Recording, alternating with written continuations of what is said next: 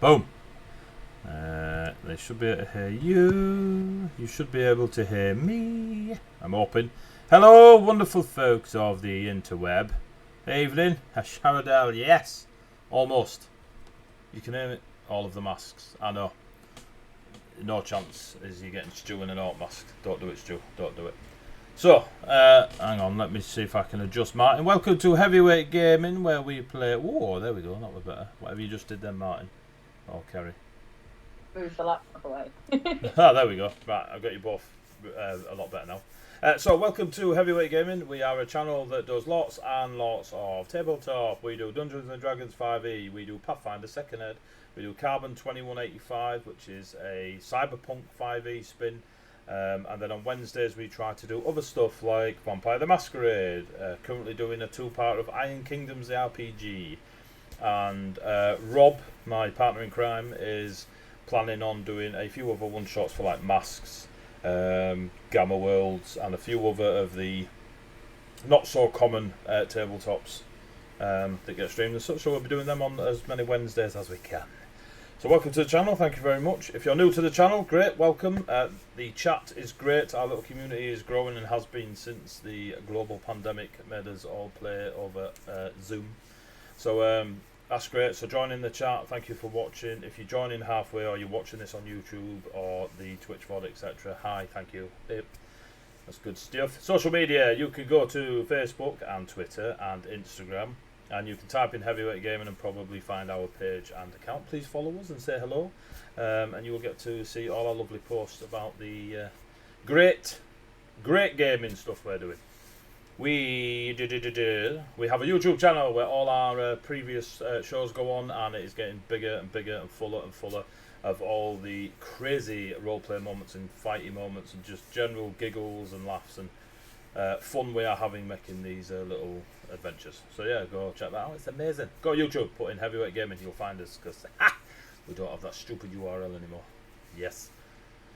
So that's that. We have a Patreon page, which if anyone is able to become a patron and throw a couple of dollars, as it's in dollars, because you know I set it up that way instead of sending it up in pounds.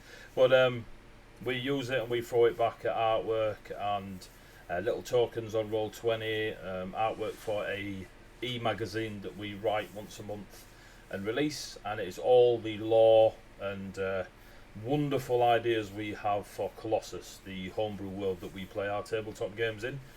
It is currently all flavoured towards 5th edition compatibility. I say this most weeks about Pathfinder stuff. Trying to find the time to do extra homebrew stuff is becoming a little harder, but if we do get a chance, we'll throw in the odd Pathfinder 2nd Ed stuff as well. So look out for that. Our patrons also are allowed to put in requests, and one of those requests that we've received recently is to come up with a variation to allow things like steam jacks or mechs. So a few hundred years in the future of Colossus, and see if we can somehow put together a little scenario stroke adventure that would use 5e rules to allow a character to have a mech or a jack, or very much akin to War Machine and Hordes and the Iron Kingdoms thing, and see if we could spin it a little bit for a laugh and just see what it's saying. No official stuff. We like that world and we like the 5e setting, so we're going to try and mash a little bit together for a bit of an adventure. That was a request from one of our patrons. So that's those such things you can put forward. And so that's Patreon, that's social media, that's hello. Oh, see if this picture pops up. Bam! You should now see on your screen Heavy's 48-hour gaming challenge, 28th of August to the 30th, tabletop of PC gaming for 3 Jared days. I'm going to drag this down. Boom! Here, just out of the way. So, at the end of this month, so we are now several days away, 27 days? From that Friday at noon until Sunday at noon, those 48 hours we will be streaming, hopefully continuously, depending on internet and the world. Lots of tabletop one-shots, and in the spaces in between, just PC and console gaming. So, the tabletop, we are covering things such as Dungeons and Dragons, Pathfinder, Vampire the Masquerade, Gamma Worlds, an Alien RPG, Call of Cthulhu, Carbon 2185, and a 2-hour space simulator. So they use this, and Pathfinder 2nd Ed, as told to me by our lovely sequined assistant, Zach, and Pathfinder 2nd Ed 1-shot as well. So, but the 2-hour space adventure is the same thing that Orion Sphere use at their LARP system, and it's the same people that run it and such, and they're running a 2-hour space adventure where essentially you get to watch a crew handle a ship in space and go on a 2-hour adventure. There will be comms, gunner, they're on deck, the engineer, all these sorts of things. If you're into that sort of Trekkie type sci-fi, I'm really looking forward to that. And we test streamed it not so long ago, and it worked pretty smooth. So hopefully that'll be really cool. And I'll be able to show you around the ship and get to see what various people see on their consoles, because I'll be a spectator of it. So I'm quite looking forward to that as well. In between all that stuff, we will be playing things like Destiny and World of Warcraft and Fortnite, because the kids want to get involved. Minecraft Dungeons, which is brilliant. Apex. Anything we can essentially push buttons and have a laugh to. 48 hours of it. Why, you ask? 1, I'm an idiot. 2, we did a 24-hour session, raised a fair amount of coin for a Birmingham Children's Hospital. So this time we wanted to raise the same amount. Oh yes, and Stu's in. Raise a certain amount, about 1,500 quid for 3 charities, 500 each. First charity is Mind. It is a mental health charity and has helped a lot of my friends in the past and present and likely in the future. Mermaids is a charity devoted to helping young people going through the multitude of pride obstacles in their life. So that's very good. And Rainbow Trust is a charity that helps families where the children are really poorly and need help. So go to Google, put in those 3 charities, check them out, and they'll give you a great amount of information for why, who, where, etc., what they're doing. And if you can, go to the Just Giving page and throw in a couple of quid, and jobs are good. If you hit the donation button underneath the stream, it goes straight to my Twitch account. So any money donated via that button comes to the Twitch account, but you can leave a note, so you can specifically say which charity you are donating to if you so wish, or you can just go to the Just Giving page. Anything that comes via the Twitch donation button, I will obviously manually put across. During the 48-hour challenge, when we run the Carbon 2185 1-shot, if we raise £200 within that slot, one of the players, Nathan, currently plays Jean on our Thursday campaign, will match it. So if we raise 200, we'll get another 200 from Nathan. So looking forward to that. Right, that's the charity out the way. That's all that good stuff out the way. This is session 4, Pathfinder 2nd Ed, and our campaign is called The Call of Stone. Our players are James, playing Zek the Rogue, Stu, playing Sir Gawain, the half-orc champion, and we have the the duo of love. We have Kerry playing Sinis the Bard, and we have Martin playing Tavay the Goblin Sorcerer. Yeah. So, they've all cosplayed their characters. I've gone with a Rabsy Nesbit meets Gingerbeard look, because it is bastard up, and I'm the Games Master, so I don't care. So yeah, so we're going to crack on. Any background music you hear, hopefully you'll hear it, is provided by Sirenscape. By provided by is we pay the subscription and use it, but it's very good, so go check them out. We're not sponsored, but it is very good. Oh, sponsors. We are sponsored by Sawdustandswearwords. Go to Facebook, write in Sawdustandswearwords, check him out. In fact, go check out his dice tray. It's up for auction. It's £2 a pop. So if you donate, every £2 you donate, you get to put your name in the hat. Make sure you tag your donation with your name and put the word tray, or this is for the dice tray, anything that designates that you are doing it for that dice tray, so I know that you're putting your donation in there for that particular thing. If you don't put anything, I'll just assume it's a donation outside of that little raffle. If you donate anonymously, then I don't know you've won, so I'll just put it in the pot. So £2 a pop. We already have 10 tickets, 10 names in there. So if you want to crack at that dice tray, go to Sawdust and Swear Words. I'll get a picture for next week's session so you can see it pop up. But go to Sawdust and Swear Words on Facebook or on Twitter, and you will see the dice tray he has made or making. It is fucking stunning. So have a look at that. Our other, and he's also really good with wood. Wee Ponster. So our other sponsor is Just Games.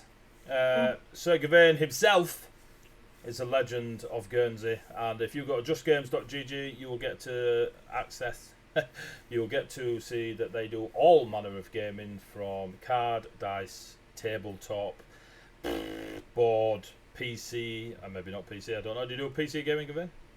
Yeah, a little bit. PC, Xbox, PlayStation, Switch, or everything. The word gaming, games, just covers everything. So yeah, so go check them out. I think that's all my tick boxes. And they're smacking the kid up the head. That was funny too. I don't know what's going on there, but we'll move on. So we left this lot. Hang on. Ooh, in a cave. Yes. Hopefully, folks, you hear this. I'm going to turn it up a bit. Right, so they are in a cave. Oh, that's nice and loud. You're in a cave. You went down from the snowy tundras after fighting some scorpions into a small, what's the word? Like crypt-like area. There was a large stone. I've forgotten all my words today. Whilst you were in there, you found a massive door. You went through the massive door, and there was a forest of stone. All the trees in there had been sculpted from stone. It wasn't a case of they being carved into a slab, and there was a picture of trees on it. These pillars, stalagmites, stalactites, everything had been carved into the image of trees. And you walk through this forest of stone into a henge-like area, stonework everywhere, and lots of greenery about the place, lots of fauna. Very, very druidic, from your stereotypically druidic, and but beneath the subterranean levels. Within there, you manage to speak to a bald dwarf called Roots, who's a beautiful man, and discover that you were possibly in the area where the dwarves first created druidism and presented it to the world of Colossus. There was a bit of a moment where some Barghast came on the outside of the henge and were about to come through the archways into that area. You used your better judgment. You used judgment to not face them and find a way out where Roots had told you that the stone forge was somewhere. And you went down a small slope into a more natural tunnel system type area. Following around, you got involved in a large skirmish with lots and lots of giant hunter spiders and Bazbabu, demonic satyr. And after giving him a bit of a whooping, you decided to go further exploring around, and you found a couple of things. You found a wyvern that Sir Gawain has managed to make quite friendly towards him and the others. And despite it being a very large draconic creature, it is doing really well at just chilling out. Tavir went and played with the stone anvil and began forging until he created a pebble with almost like a very smooth magma pebble that is a rune that they are able to apply to things to get magical powers from. Barbazoo. Is that what it's called? That's going to annoy the fuck out of me. There you go. Barbazoo. They noticed that there were more big spiders. They noticed that the wyvern was friendly to them. They managed to make something. There is a large pit about 10 feet across, maybe a bit more, surrounded by mushrooms that they believe to be poisonous, or at least will protect themselves if you approach. Whether that poison is strong or just sleepy, they are unaware of. And that, I believe, is where we left you off. Correct me if I'm wrong. No, I'm alright. Yes, so 3, 2, 1. Back in the room.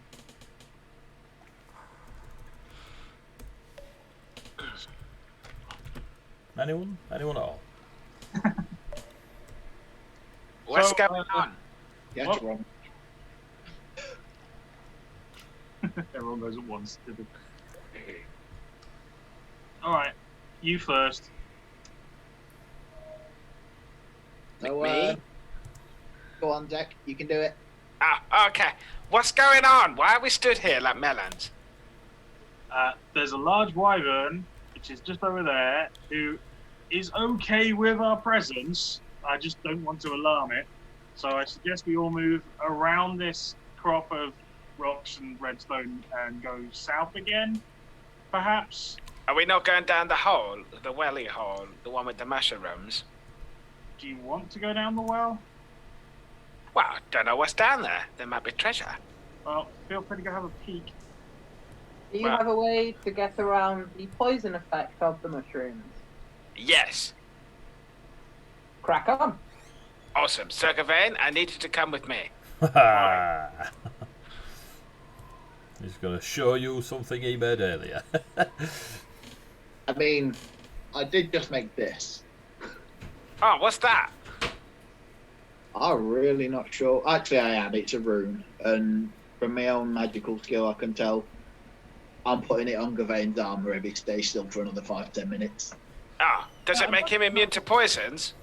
No. No, that's not very useful, is it? But there's a wyvern there, and in case it gets upset with him, I want it on his chest. Oh, okay. That's a good plan. Sure. In which case, Sinis, do you want to come with me and look at this pit? I don't have anything that will make me immune to poison. No, but you'll make me immune to poisons. But I'm not immune to poison. No, but you'll make me immune to poisons. Okay, I'm not coming with you to the pit. Oh, no. Well, I've got no way of now being immune to poisons. What? How? What do you mean, how? Who's going to make you do the cutting? Yeah, I was going to make you lie on the floor and roll over them. Oh, yeah. No? Well, now you know, so there's no surprise. But, you know, Well, you're being touched up by a crossbow, master why you- broomsmith. Fire a crossbow at him if you need to disable the mushrooms or something. That would waste bolts. If I just get you to lie down and roll all over them, there's no expenditure there. As someone that casts healing magic for this slot, I'm gonna contest that. Okay. That's all Well, I'm how saying. about you ask your wyvern friend if he'll get rid of the mushrooms? I can't speak wyvern. Well, Neither just can I. point at them. Maybe he'll understand. Maybe he eats them. I'll look at the wyvern, look at the goblin, look at the wyvern, the mushrooms, point at the mushrooms and shrug. While also saying in Orcish, bad mushrooms, question mark? Well, give me a nature check. It's totally not my forte. Damage. 16. 16? Okay. Can't say it's not your forte and then roll really well. That's how you make D20 work. That's how Roll20 works. You tell it you suck at something and it'll be okay. Oh, we have to try this from now on. So, as you sort of nod towards the mushrooms and the wyvern back to the mushrooms, and then you're on a horse, the wyvern looks at you, looks back at the pit, and toodles over, and just starts chowing down on the mushrooms really happily, and you go, Oh, I'm sorry. Who comes up with the best ideas? That's right. This goblin right here. I just look at the goblin and like, As the wyvern is chewing on them, they do indeed release a bluish green gas that just the wyvern gives no fudge as it munches its way through the mushrooms. well, there you go, Zeke. I see. I told you. I can be immune to poisons. Can I just say, you've no idea how much it pained me to allow James to be right. Thank you. I didn't have to give 200 cheers or buy a reroll or roll a dice. All I had to do was get someone else to do the work. If you, Ah. I believe there was once a phrase, something, something, something, and then profit. I am profiting from this. So the wyvern eats a fair amount of the mushrooms. I mean, these mushrooms are like 5 feet, some of them high, a few 2 feet. They're not small, and it munches its way through them. I would say it eats enough of the mushrooms to allow you to stand on the edge and peer down if you so wish. Awesome. Right. Now, who's really good at looking thumbs up and an encouraging smile. Okay.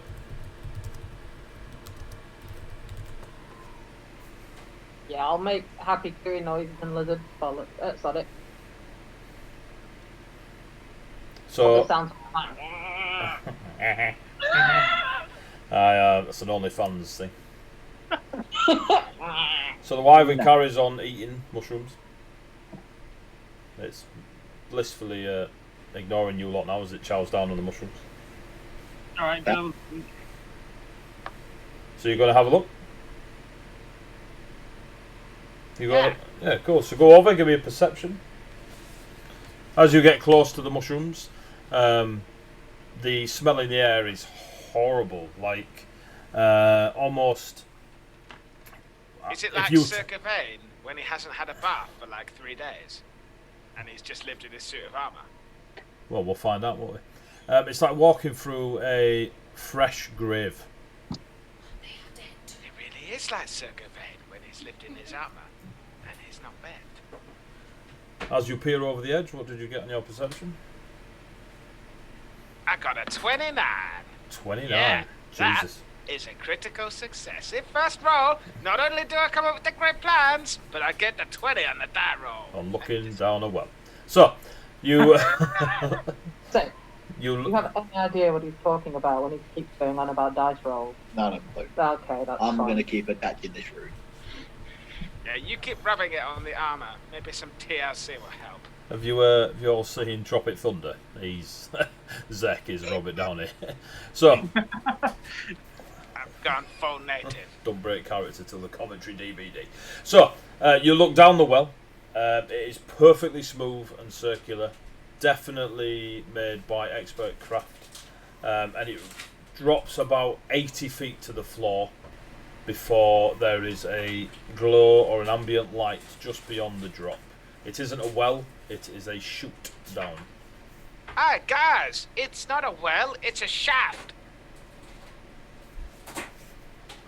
Okay. If you've got a rope and we tie it to, I don't know, that red crystal thing outcrop over there, we could probably make our way down. You're probably going to need, I don't know, somewhere between 80 and 100 foot of rope. Sadly, I've only got 50. Oh, that's okay, because I've got 50. I'll tie it onto the red crystal, then throw the other end to Z. Awesome. I will tie the two ropes together. On my hands. Cool, so you tie them up. Are you tying them to the red crystal? Yeah, the one next to me here. Who's tying it to the red crystal? I'll tie it to the red crystal. Lovely. Can you give Go, me... go, Gawain. You take all these. It's brilliant. Give me a thievery roll.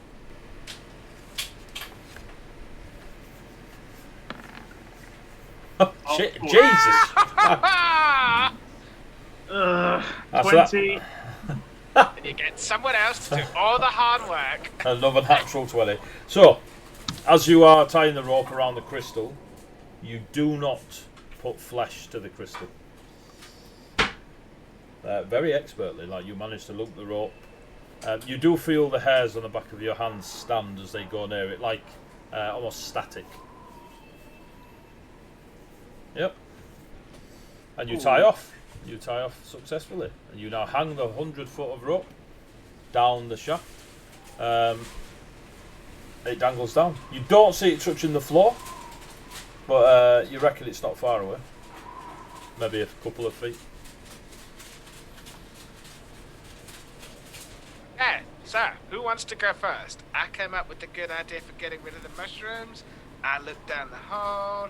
I tied the rope. It's one of your guys' turn. I nominate Z as being the best stealthy, lucky person we've got. Aw, It's the thanks. He's the lightest, and there's 2 ropes tied together. Off you trot. I love you, Sinners. Sorry, Zach, but I agree. 3 That's to 1. okay. I just like the fact that I'm the lightest and I'm the sneakiest, so I'm gonna climb down the hole. Cool. So you climb down the hole. What are you doing? 1,000 bits, and I let the rope go. Shit. I'll just see if that rolls in. Quick, move on to the next scene before they pay 1,000 bits. Jesus Christ. Right, so... I'm just saying, You as may I'm not be descending, awkward, but this, you could be chaotic as fuck. I'm just saying, as I'm descending, this reminds me of a story. I can't remember it at the moment. Something, goblin down a hole? Well. Right, players, on your roll 20, you should have gone to a new map. Oh, exciting. We've got a little bit of one in the top, yeah. Yeah, that's... Yes.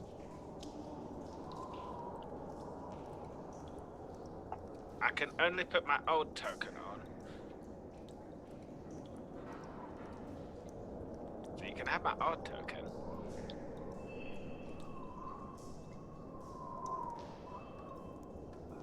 You group select the chibis on the map, you can drag them across. Like paste them.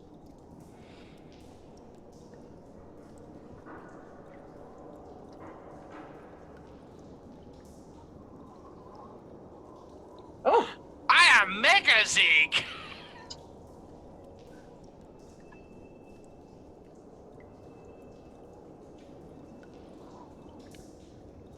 I also cannot control that one.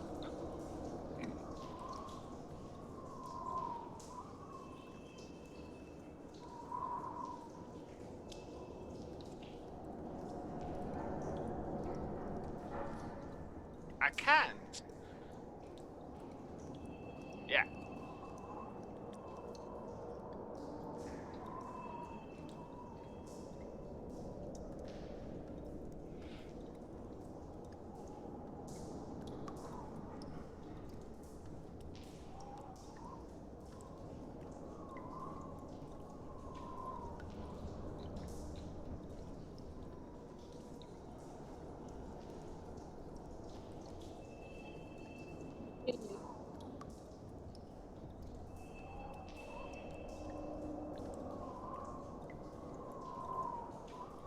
Oh, right.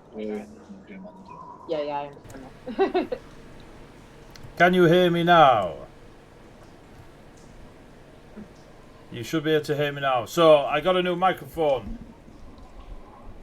Yeah, there we go. And I started using it, but I need to add it to the streams. My apologies. So, Zek, as you start climbing down the 8-foot shaft, and for the viewers at home, you can smell forestry and woodland, and you have a moment where you double check yourself as you hear crunching of snow, as if somebody's walking on it, and that fresh scent of the woodland forestry around you. Just to double check, I haven't walked through a wardrobe, have I? You'll find out when you get to the bottom, and if Mr. Tumnus is there, you can make up your own shit, get him. Excellent. So you climb down, you get to the bottom. Before you, there is a natural walkway of tunnel. It's slightly lit, although the light doesn't seem to go beyond the darker bits, and neither does your night vision. Ooh, Or dark exciting. vision, sorry. I will tug the rope. Cool. The rope is tugged. Because we've never set up a rope signal, I'm going to start pulling the rope back up. I'm going to realise very quickly that there's not the weight of a goblin on it. I don't like Oh, this is this. the weight of a goblin on it. Have you let go of the rope, or are you still on the rope? No, I let go of the rope. Oh, great. I'm going to realise quite quickly there's not the weight of a goblin on it, and then shrug and drop the rope again. Not like throw it down the hole, it's still tied to a stone. Yeah. But I'm just going to kind of look at everyone and be like, Give me a minute.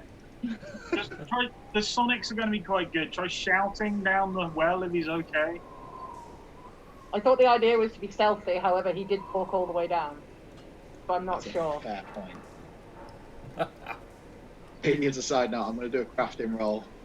You need to work out what the DC is for me applying this rune to Gawain's armor. I thought you were going to apply to the rope then. I was going to wet myself. What, you're trying to put it on Gawain's armor? I have been doing for like, time. Yeah, I remember when you said you were going to put it in his chest in case the wyvern kicks off. Is your armor magical? Yeah. My armor is not. If it's mundane armor, does it not have to be +1 armor minimum? Has to be +1. It's a +1 rune, mate. It becomes the +1. No, I thought the armor that you apply it to also has to be a +1 to receive. And as long as it's a bog standard basic rune that just gives it +1, it doesn't have to be magical. Okay. If it's like a rune of super sneakiness, then the armor has to be magical. Okay. Cool. It's a +1 rune with fire res 5, which means it is a thingy rune. And it's got bigger runes, it just means I have to be better at crafting to put it on in one go. Cool, what's your roll? 19, 18 even. You successfully, you go towards Sir Gawain. You start feeling around the upper chest area of his muscular torso. Flash dance comes on in the background. And yeah, you just seem to know how to apply it, even though you've probably not worked with a dwarven rune before. And yeah, you apply it to Gawain's armour. There is a click clunk. Gawain, you feel very warm inside your armour, as though you've stepped inside, out from being outside in the cold. And then it settles. You now have a +1 armour rune with fire resistance 5, I believe. Yep. Cool. Ooh, I was just calling you. So, with that done, I've been possessed. I've given away the gift. The wyvern looks like it's happily playing or eating. It looks like it's getting high.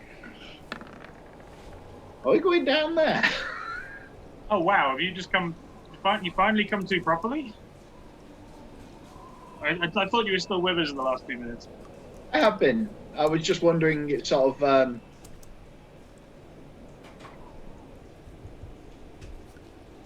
What's Zach doing? I sort of understand that he's gone down, just not why. I think he's exploring. Scout. All right. Scouting. All right. You found an area, and we were like, "Oh, okay, we better check them out." So, Zek, as you are down there stealthing, you can't see further than 10 feet, maybe? 10, 12 feet in front of you. It literally hits a wall of blackness. Oh wow. I'm totally not going anywhere near that till the rest of the party turn up. Alright. I'll just look at you two. Are we going then? Start walking, grab the rope and start walking down the wall. It's gravy time. I was going to say, we figure out, well, you have to figure out what the, well, there's no point of figuring out what the rope's supposed to mean when you get down there. Yeah. If I need you to pull me back up real quick, I'll tug it twice. Okay. Wow. If it's safe, I'll tug it once. Okay. I used to dare go long. Oh. No, man. I still dare to go. Anyway, so what you doing? You're climbing down the rope. Yep. You successfully climb down the rope. Cracking. And you land. Ding, da, da, ding. Yeah. Nah, goblin. A perspective shot when you're halfway down the road. Hey, now I'm all the way down. So, we now have Tavir and Zek. I wonder if I can do this actually. Hey, Tay. Hey, Zach, what's going on? Well, there's an impenetrable wall of darkness no more than 10 foot behind me. So I thought I'd wait till everyone was down here. I gave the rope signal, I tugged twice. No one came, except you just now. I mean, tug twice apparently means pull up. Ah, what's descend? I'm just going to pull it once, it seems safe. Oh, okay. So pull once and it means safe. I'm glad I now know what lizard and orc, mentalities are at safe rope tugging. I pulled the rope once. I'm gonna sigh and look at the orc. I'm gonna say, I'm gonna let you go down first. I'm worried about you and your armor, so I'm gonna let you go down first when the ropes had less time to kind of prey on other people's way. Yeah, seems legit. And look at the wyvern and just say, if you eat her, I'll come back to kill you. And then Give me a nature check. Oh no. How are you doing? You Look at the wyvern. Look at the lizard. Oh, 16. There we go. Make the eating noise and shrug. I just actually say. The wyvern looks at Sinis. Just keeps looking at Sinis. I'm gonna make nice lizard noises at it. Cool. The fuck? Left foot rock. So hang on. So you grab the rope, then you pull it around yourself, and then start climbing down. Right, I will have a check off, please. Can I have an Yeah. athletic? Can I do athletics, please? You can indeed. Thank you. Superhero landing coming up. 22. Yeah, you sort of, while you're talking yourself through it, going, if I wrap it round here and I move my leg down here, you're halfway down, and then you realise, oh, this is easy, and you just feed it through, and yeah, you get to the bottom, and we now have Mega Vein. Actual size. Oh no, Mega Vein.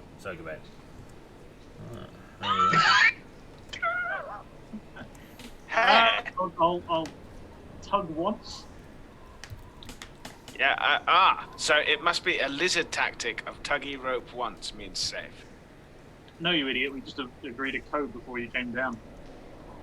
That would have been good. I mean, I just thought you were following the goblin code of tug twice and it's fine. I'm just going to look at you and go, I was holding the rope where it was anchored. Right?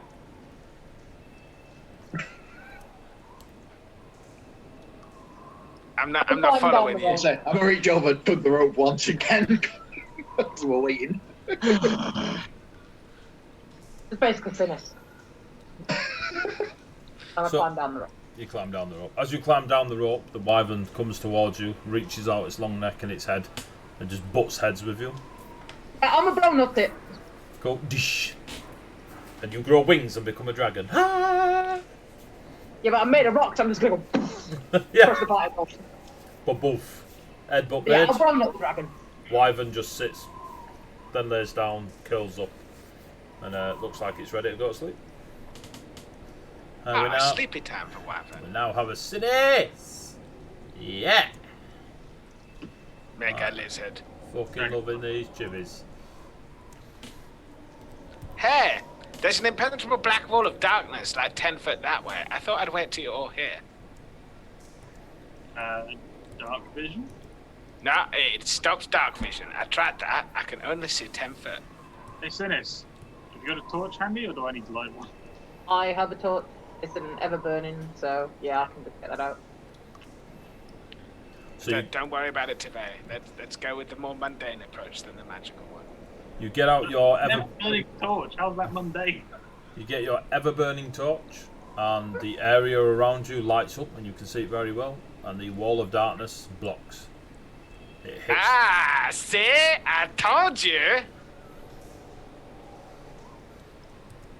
Ow. Come on, Goblin. Tell. What?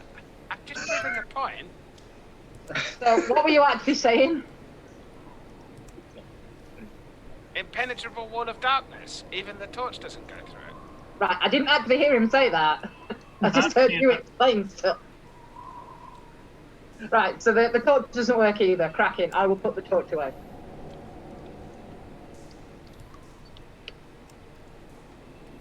Pull out a stone, cast light on it, throw it through the wall.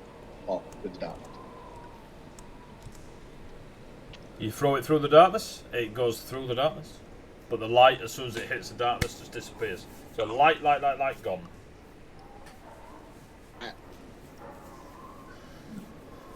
Is it the same all around us? Like over here, for example, is also all of darkness. No, I just can't clear that bit. Oh, that's fine. So straight where you are, you're in some sort of small cave area with natural walkways going away from you, and then the shaft is deliberately made. Yeah. Okay. Can I'm I gonna hear try- anything? Yeah, that was what I was going to say. I was going to try listening. Give me a perception check. 14! 14. 14! The fact that he's shouting 14, you can't hear anything. I've done stuff. Just 1 second. I can't see what I'm doing. Sugar, I've clogged my feet. Oh, no, I've not. Sorry, my character sheet's being a pain. Yeah, it's alright. Roll 20 is awesome. Yeah. Is this going to be some kind of catchphrase when everything goes wrong? Oof. 25. You can hear the wind coming from the tunnel just down this way. This stone bit here, you notice that there is a bit of a gap above it that would lead you to the other side of it. Okay. But you can hear wind, you can hear noise. In the distance you can hear something sharp on stone. Like metal or... You're unsure. There's something on... I can hear a noise on stone over there. There's definitely wind, and I think there's a gap up there where we could get through to the other side. Ah, you want me to wiggle through the gap? Will you need to do it quietly? I can do it quietly. Would you like me to do it quietly? Yes. Oh, okay. I'll do it quietly then. Give us a boost, Gavin. Okay. So I'm really sure I can't reach the top of that. you boost him up the 4 foot, 5 foot stone. You climb over. Give me a stealth check, Zach. Like a ninja, 23. 23, cool. You believe you are silent. As you drop down the other side of the stone. And... Bam, bam, bam, bam. Nope, that didn't work. Try again. Try again. That worked? There you go. That much is revealed for you, Zach. As another 10 feet in front of you, you hit a wall of darkness. If I go here, can I see any further, or is it just like a wall of darkness here? Another 5 feet. So you get the idea now that you can consistently see 10 feet in front of you. I Can you will, move 10 I will feet come back ahead? over here and I will crawl up. Hey, Gavin! Yeah. I can see 10 feet in front of me every time I move, but only 10 feet. I think it's some kind of magical effect, but I'm not a whiz-waz. If you go far ahead enough, can you just not see behind the way you came? I will try, and I'll shimmy back down. Hey there. So, this was a great idea in my head. Right, so you can see 10 feet in front of you? How about I go there? We'll save you having to clear it up, lady. Does this square disappear? It does indeed. I need to do it for reasons. Okay, that's fine. I'll go back. And shimmy back up. Hey, Gavin! Yes, It does. If I move 10 feet, like 15 foot down the corridor, I can't see behind me for that other 5 foot. okay, fine. Let me try something. Okay. I'm gonna walk into the darkness down here, unless it's like an actual wall. You'll be in the way. And it opens up again 10 feet in front of you, another tunnel. I just turn around. Zeke, it's the same this side as well. Which way do you want to go? I don't know. Do I think? Tive, Yeah. just take a step into the darkness. Holler if you're getting murdered. Wow. If you require assistance, shout. I That's mean, the paladin way. Wrong way. No, the other side. Do you go that way, yeah? Where's he gone? What are you doing, Tiv? What are you doing? I'm trying to step into the darkness. Right. Tiv would like to take a step to his right. And Tiv was never seen again. Yeah! Wait, no. Boo! There's no way that way, Tiv. It's the cave That's what I wall. thought. That's why I came this way. But isn't there like up here like a little? That's why I can't see it. It's dark. All this where you first landed is not blocked. The blockage. Right. Okay. Sure. Okay. So Tiv, yeah, Blockage was here. Step forward so you can see me and tell me what you can see beyond the dark. Right. I'm just gonna creep straight past you. Did you stealth or just walk down there? If you wish, give me a second. Cool.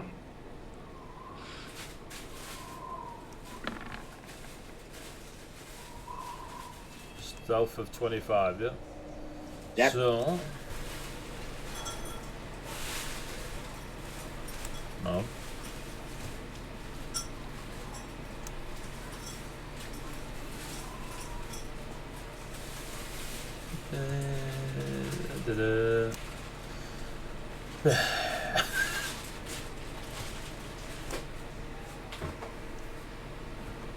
There you go. You see in front of you, Tiv, a cobblestone floor and two pillars that reach about 8 feet to the ceiling, and the room, the area around you is definitely made. It's not, the pillars haven't been carved out of stone, they've been deliberately built. They go up about 8 feet in front of you, and they are covered in druidic and dwarven.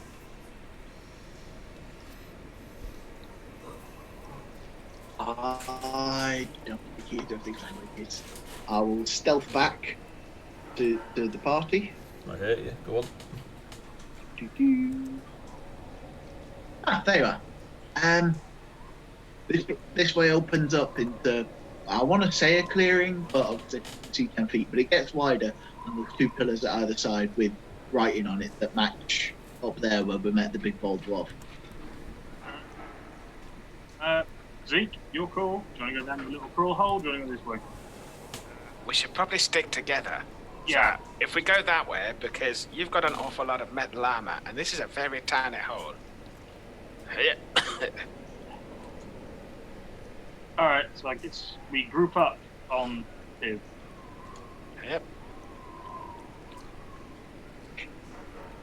Are you going first, Cafane? Do you want me to? It's nearly died. Yeah, Big seems like bear. a good idea. I mean, in honesty, I think given the lack of vision, maybe stealth is more appropriate, but I agree. whoever's hiding here might not have that issue of only being able to see 10 feet. Okay, well, I'll go then. I'm happy to stay here and wait until he pulls us forward. Yep. I will go to here.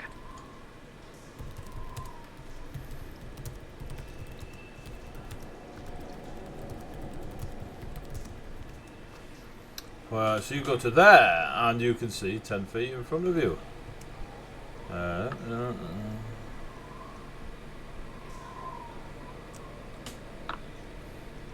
You can see now that the wall curves round down here. I will stealthily, like James, move into the room and hide behind the pillar. Cool, roll me a stealth check. Do. 24. Do. I'm just going to roll my roll. Bam, bam. Where is your little... Ooh! Woo, woo, woo, yeah! think it got plus 25 to perception. No, it gets plus 17. So, I mean, it might not be a thing. Well, I hope it's not based on sight.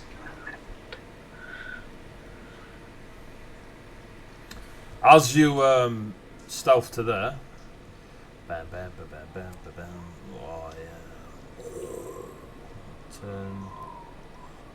Oh no. You can hear a multiple sounds of beyond the supernatural darkness here. You can just see every now and then. Give me a perception check.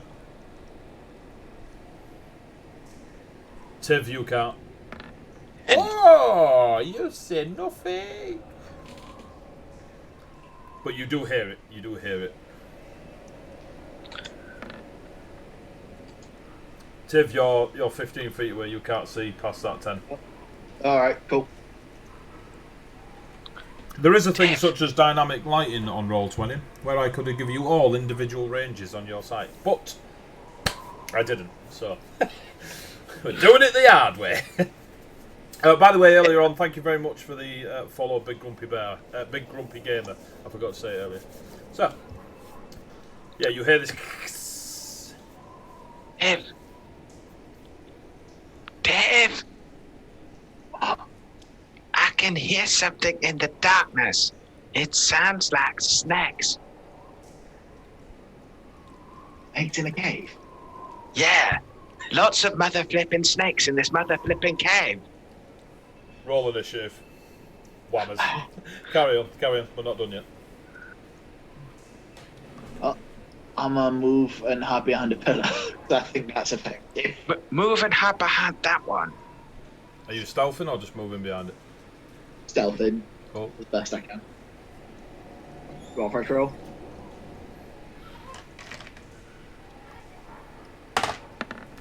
As best as I did. Cool. As you are having your little conversation and you move across to there,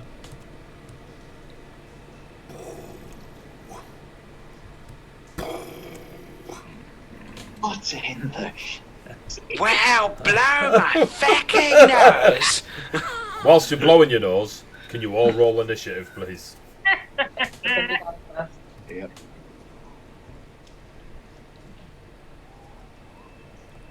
Ooh, okay.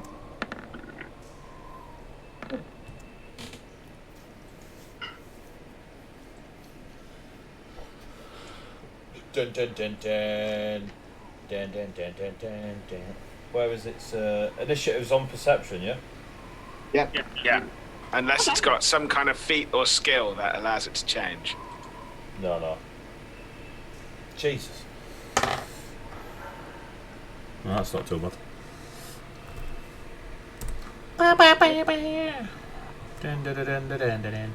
Sending order. Oh, there's a damn shame, kids.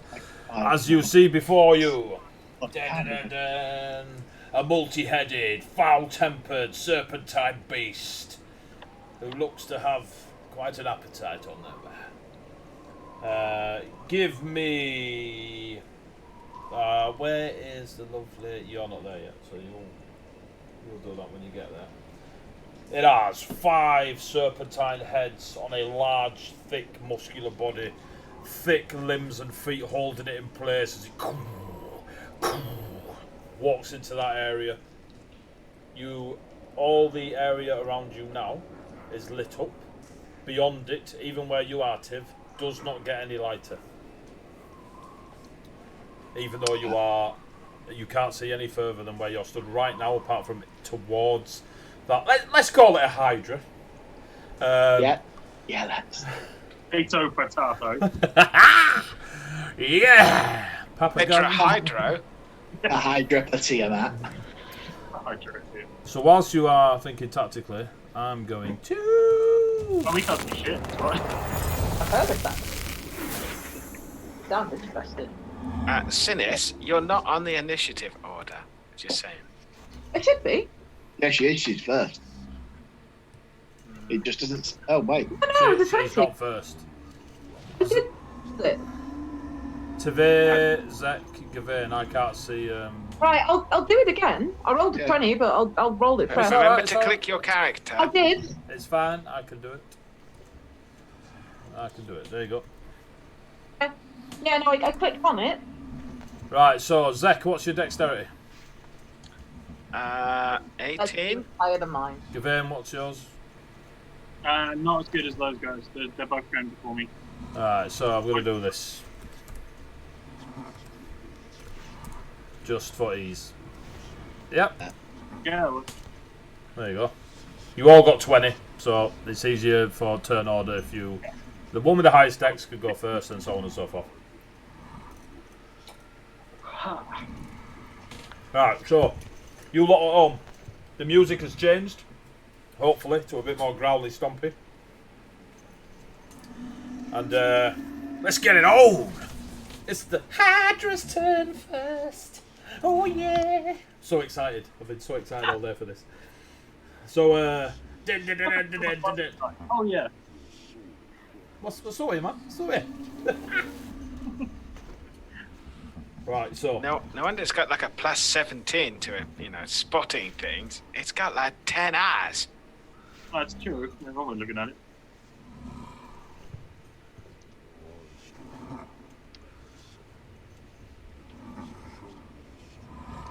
Right, so as it knows you are both there... Oof. Oof, there. Beautiful little creatures. It's first... It's just gonna... It doesn't know the other two there, so it's gonna lash out at Teve first. One of the heads strikes out at you, as you would expect from a very large serpentine creature. God damn, that has put you through the wall, lad. 32. Ouch. Oh mate, that's to crit. Definitely a crit. How did I pour all them dice out and not get any d6s? 5. You take 20 points of piercing damage. Yep. Okay. Bam, bam, bam, bam. Yeah. And it hits you, yeah? Well, Jesus Christ, what are you doing with the bloody... Are you trying to put them out to 10 feet, yeah? Seeing where the 10-foot ring is of sight. Yeah, cool. Why is there a big one on Gavin? Mine's my aura of courage, just in case it becomes relevant. Right, cool. We're all over it now. Not that I'm suggesting this thing might have fear-based attack abilities.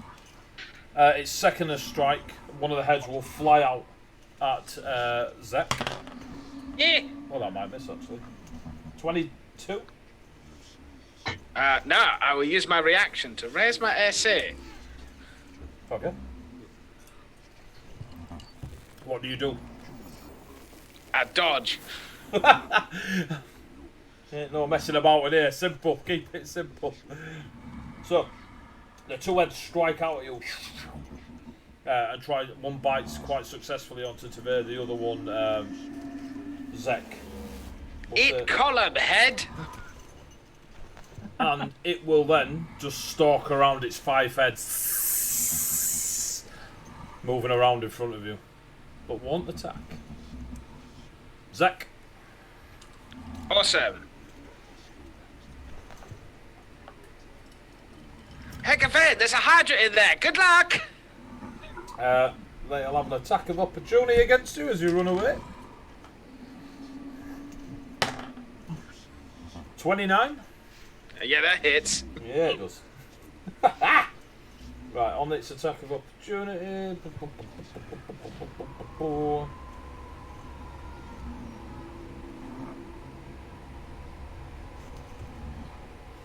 Yeah. Right, so that's... Ooh, takes 17 points of piercing damage. Ah! As you feel its teeth clench down into your shoulder and then rip as you keep running. Okay, well, my first action is to run there. My next action is to pull 2 potions. Yep. Cool. Good luck, Evade. That's it. I'm done. Sinis, you're up. Gawain, you're next, mate. Cool. I'm gonna move. Oh, shine a light. Shine a light. Sorry, I tried to move, then I moved the map. I'm gonna move me down here. Oh, what are you doing? Right, I don't want to go there. It's moving the whole screen. I don't know why that's really annoying. But it's gonna move there. Can I see him? Where are you? You can. Cool. Can you give me a beast law? Oh, what, a beast law? Yeah, or a bandit law. I can give you a bandit law, yeah. Give us a bandit law. Give me a minute. Slightly high DC, because it ain't beasted law, but you know it's bards. You know, I've never heard of an hydra. Jesus wept. If you just go to page, if you just go to page 210 in 210. 210 in the bestiary, yeah. Yeah. Go to 210. Let me know when Are you you get. serious? Because I legit have it. Yeah, you've got to 210. Oh, there it is. There it is. Oh, look at that. That's cute. So that's what you're fighting, but I've tweaked it. So just for flavour for those watching, listening to the great stories around the campfire, there are creatures from a land called Atoria that is thousands of miles away. In Atoria, there are these creatures of multi-headed serpents that stalk their swamps. There are stories that they can fly. There are stories that they, you know, are very sentient. There are stories that they are just mindless creatures that will attack anything in there and get put in places that nobody wants anyone going near. There is not a single story of a hydra, which you are 100% convinced this is, living subterraneanly. They're more swamp, foresty creatures. The most fantastical you've heard is the ones that live in the skies and have their homes high up.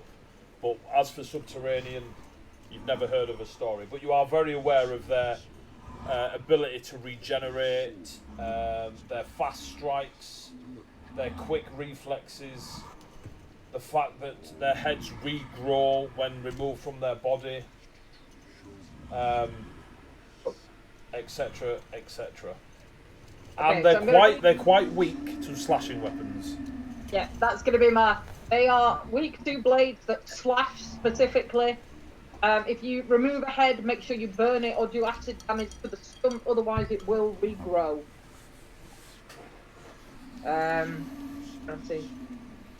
Yeah. They're quite stealthy. They're fast in water as far as I can remember. And they are very fast to attack. Considering I just give you the page, that's one of your action points to do that perception. Oh god, yeah, I am fine with that. I'm going to use the... I've already moved, so I can't do my usual days. So I'm just going to stand there and recite from the Pokédex. Do you need to capture this one, Sinis, or... Pardon? Do you need to capture this one for completion, or have you already got one? No, you got to damage it first. Ah, true. So what Yeah, that's fine. That's me then. if that's you doing Right. Sinis, Gawain. By the light of the Ivy Night, I am your shield, and that foul beast I shall slay! Bam! Thank you for listening, Roll20. That'll be a critical. I mean, come on now. This is like the 6th natural 20. Oh, take this away from us! It's like the DM is upset that finally the luck has gone on our side. The best thing is the maxed out dice roll almost. 22. So, that is a crit. What's that? 13 piercing damage. Piercing slashing. That is 22 slashing damage. Why does it say piercing? Because I've got a versatile weapon, it can do either. Okay, cool.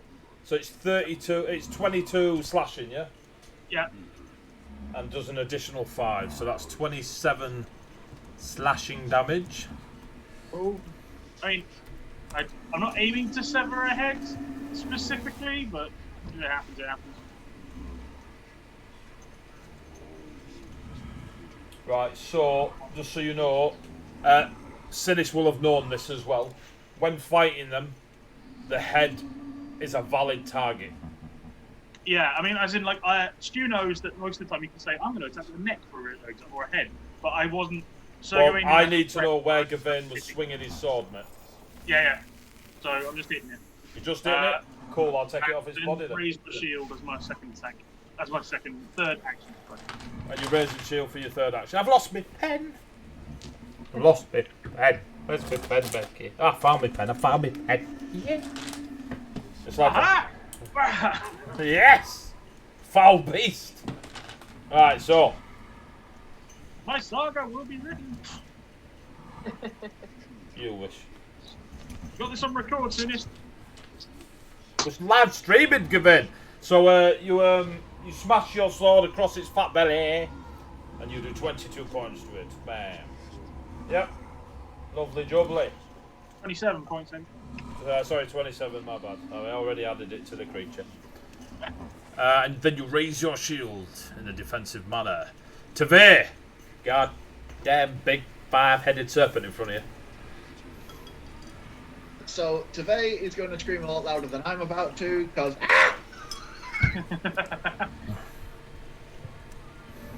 and he's going to do a daze, because when can I not? So can it make a basic roll save?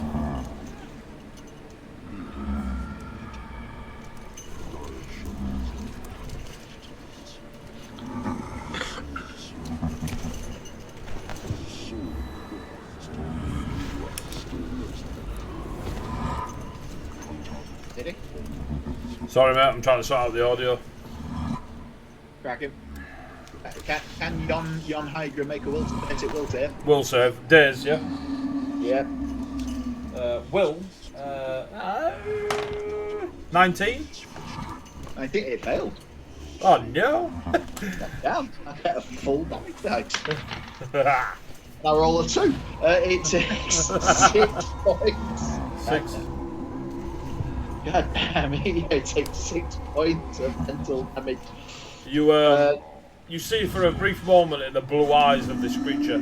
Sinis, what you do notice, by the way, on your roll is this creature is of a stone grey-brown colour, whereas most of the hydras you've heard of are a green, sea blue, fair few stripes and such, almost tropical fish meets sea serpent creature, whereas this is stone. Are you telling me it's a shiny? Yeah. I am indeed. No, it's a Galar region variant. Alright, sort your life out. Don't make me make that hydra bigger, alright? You see the blue eyes. Amazing. I used to have an adventuring party, and then they were all eaten. It was very mysterious. Story by Zek from within inside a hydra. So you do it days. What do you do with your third action point? Third action, I will be casting shield. So a little magical shield of energy will appear in front of me, and that's about it. Lovely. It's now the hydra's turn. It will focus assault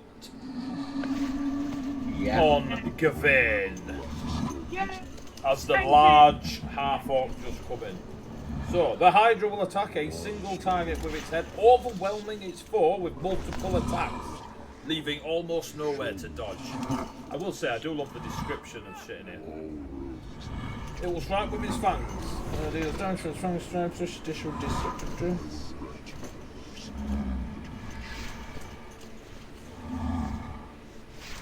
Right, so...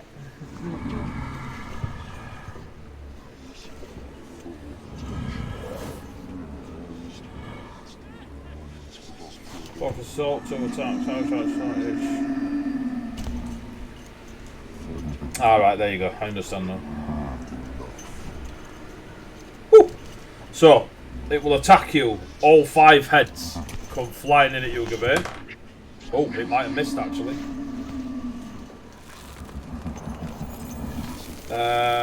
20. No! So, as 5 heads all focus like on you, they just all flying at you like, and you get battered back, but your tower shield takes the brunt of it as you hear the scraping of fangs, like when a dog's trying to bite something too big for it.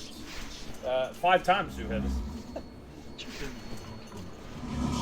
That's the Hydra's go. Zach. I will creep forward to about here.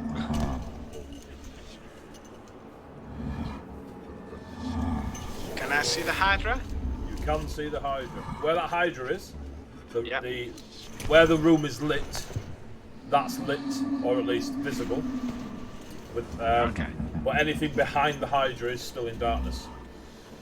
So could I stand just behind Sirius and still see the Hydra? You can. Oh, okay. Well, I'll move to there, and then I will shoot the Hydra.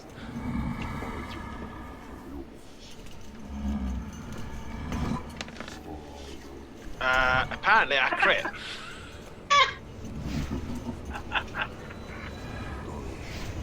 87. What the fuck is going on? Let me catch my shiny Hydra. Fucking hell, where's Captain America when you need him? Right, so what's your 14 damage? 14 damage, yeah, unless I get sneak attack. Right? Are you shooting with it, yeah? Yeah, shooting it, yeah, piercing damage. And no sneak attack. So piercing damage 14. Are you aiming for a head or are you just shooting at it? I'm just shooting at it. Cool. A bow hits it. Oh, an arrow hits it even. Probably shouldn't throw your bow at it.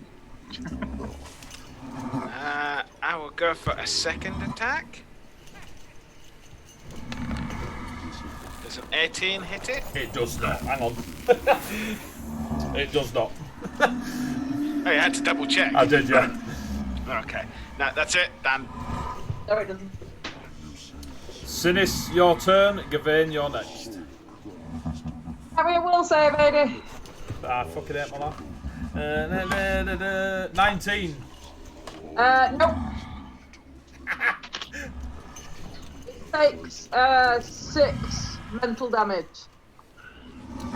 6 mental damage. Yeah, mate. I missed something.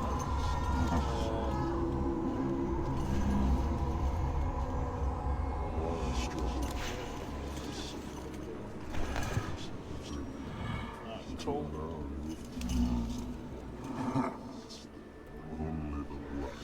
That's me. I'm not using my last action. I don't want to move and I don't want to do anything else. I'm good.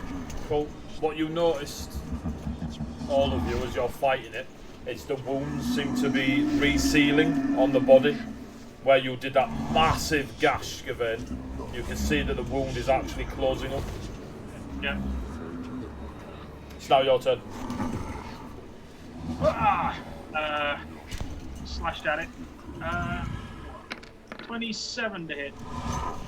27 does hit. Not the first one, I'm guessing. You just swinging or you aiming? Well, I'm going to hit it once, as in just swinging, because I have no one told me otherwise. So 7 damage, so slashy. And I say, Sinis, is there an advantage to hitting it elsewhere?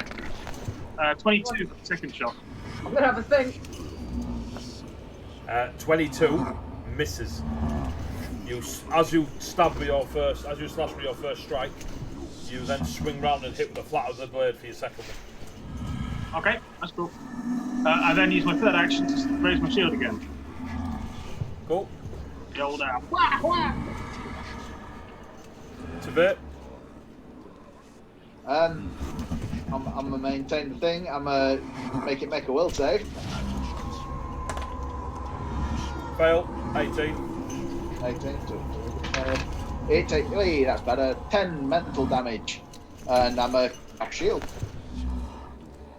So a little point shield force appears around me again.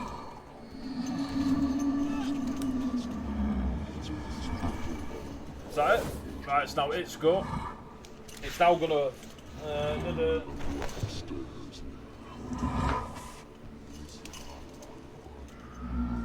Bring it, lizard. Bring it to him, lizard. I mean, snakes.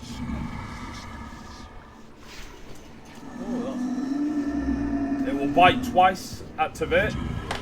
Whoa.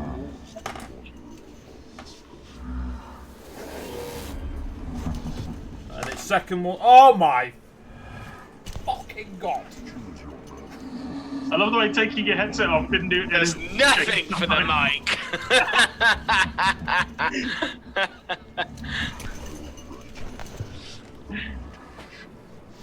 We need new 80. We broke him. We broke the DM. So its first attack comes flying in at Tavir, yeah? Strikes. Whoosh, absolute ninja strike. Like Tavir sees a snakehead coming towards him, but then sees another snakehead whip out to try and attack at the same time and actually bite that one head with a nat 1, yeah? And the damage in itself, it rolls max damage.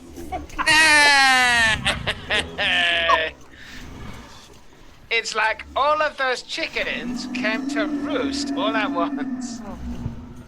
Next week, party wipes.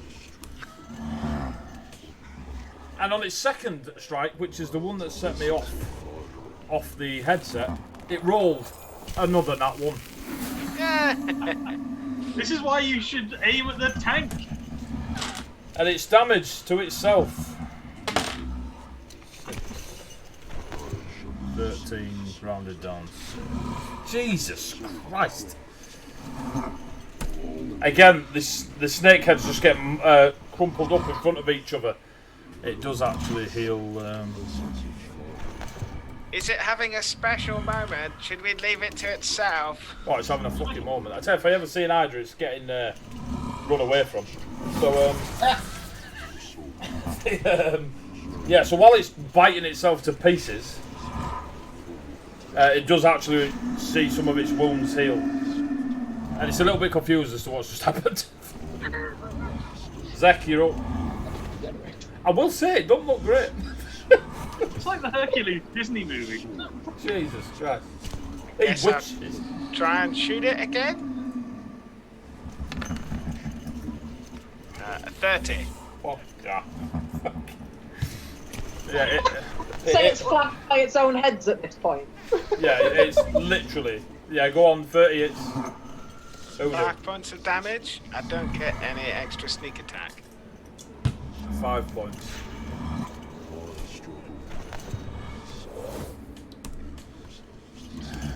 You got what else? I try and make a second shot. A 17. I miss. The arrow hits it but does not penetrate. I'll reserve my third action. Cool. Sinis? Going to answer Gawain's question and say, you can aim for the head, but you need to be able to cauterize the wound, otherwise more grow back and it's more trouble. I'd aim for body, and I'm going to daze it. In the brain pan.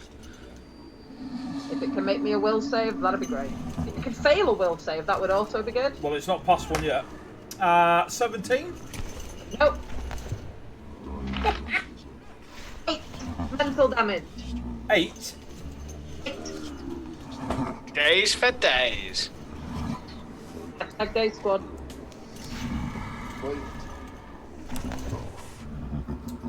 There are large gashes in it, a couple of arrows, some of the gashes are healing up. Its eyes are now wobbling like it can't focus. Strange, bloody, oily substance pouring out from under the eyelids every time it gets dazed.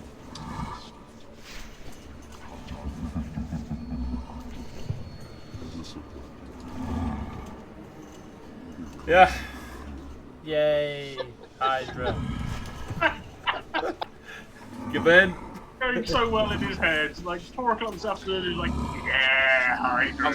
I'll make them all blind. They can only see 10 foot. I'll put them against a hydra. I'll get those sneaky players.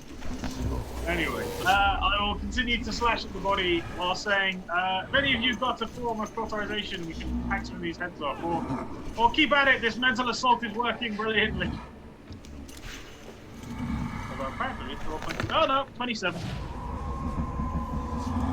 27 hits. 7 points of slashing, which puts it to 12 because of its weakness. 14 probably misses. Do I do damage to myself? 14, you do not. You are one off. That's not I'm going to raise my shield while all the time just laughing at it. To there. This thing looks fucked. Basically. Do you a Technical small favour? I'm going to do you a small favour and I'm not going to daze it. But because the two heads have just like overlapped in my face, I'm going to reach out and touch face. And chill touch it. Reach out and touch face. Do I have to do a save or is it an attack? Or? I'm just going to try and load it. I think I've actually got the macro right for build up, so I'm going to try. Chill touch. Hey, 24 to hit. Hits. 8 negative damage. Can it make me a? Can it make a fortitude save, please? It cannot. Would you like to describe how you killed said Hydra? I pat it gently, saying, "Don't worry, buddy. I'll raise you at some point." I can face back a lizard. Whoa! You can't do that on the stream. You can't do that on the stream. Oh, Jesus Christ. it's just Right, just make a timestamp note, 21:28. You call that out. So you kill the Hydra. like it's gonna die. The Hydra crumples to the ground. I'll leave it there for now in case you want to do stuff to it, you weirdos. The Hydra dies and crumples to the ground. The darkness envelopes around you and then fades away, and this entire room here. So it all goes pitch black for a moment, and then when the Hydra dies, that is lit up, and you are in a squarish room with these 4 pillars reaching up to the stone ceiling, 8-9 feet above you. Is it still All pitch black? yes, all around the walls are images and symbology, dwarven and druidic in nature and scripture. A lot of the pictures are of natural images, animals, fauna, both above ground and above ground, those found in water, those found in the sky. It's like David Attenborough lived and died here, and his soul shat out of his arse all over the walls. There you go. Artistic description right there. Hey, you know, I reckon I translated these runes. So it says, watch out for the derpy Hydra. David Attenborough. Right, you've killed the Hydra. We're going to call a break as it is 9:30 and I need to get a drink. Let's get another Dr. Pepper. Other drinks are available, but unless it's cherry Pepsi, I don't care. So, thank you for watching the first half of the show. I hope it was as entertaining for you as it was us. So, really glad. Right, when that fucking Chibi's getting binned. It's really cool. The Chibis are actually from. I'll find out the guy's name when we go. You can get a couple of token packs if you're into Roll20. They're only $4.99. He does some really cool little artwork and stuff, and he does packs of them. And I really like Chibis, so you'll be seeing us use them on all of my shows.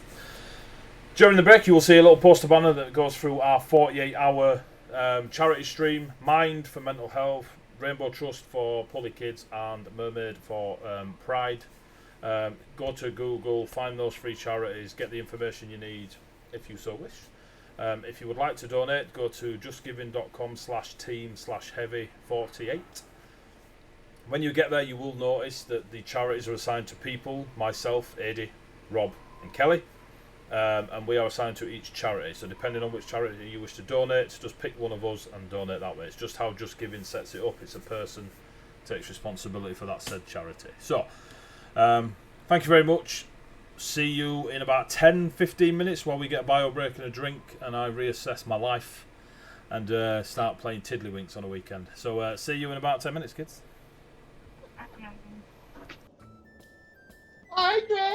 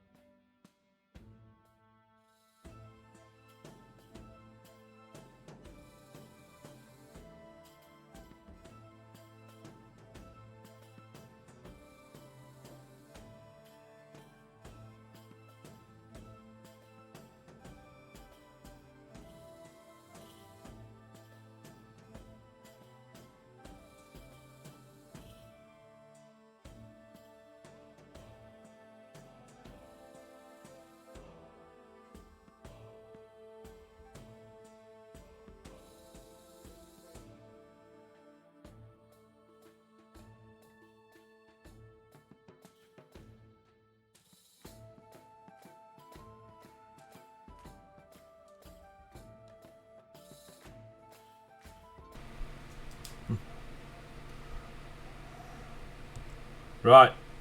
I think they can hear me. I don't think they can hear you. Hello, people.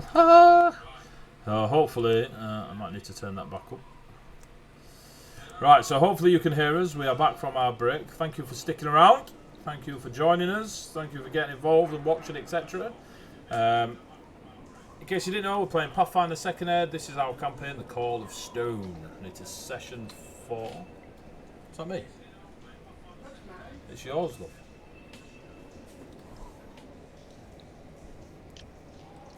You turned it down now? Look at that, professionalism. So, thank you for sticking around. Call the Store, Pathfinder 2nd Ed. Just before the break, these lot are down in a very old subterranean place area that so far seems to have belonged to the first druids of Colossus, which were the dwarves, apparently. Going further down, trying to avoid conflict with a bunch of Barghast, or Barghest, the demon hounds above. They've gone further down, entering an area that had a natural tunnel system after a crafted shaft. Natural tunnel system. They make their way through into a very well crafted square-esque room with 4 pillars reaching the ceiling, covered in druidic and dwarven scripture and symbology around the walls, the pillars, etc. There is a magical darkness that is stopping them seeing beyond 10 feet in front of them, and they happen to come into head-to-head, no pun intended, with a hydra. The hydra, in some legends, is Bastard Nails.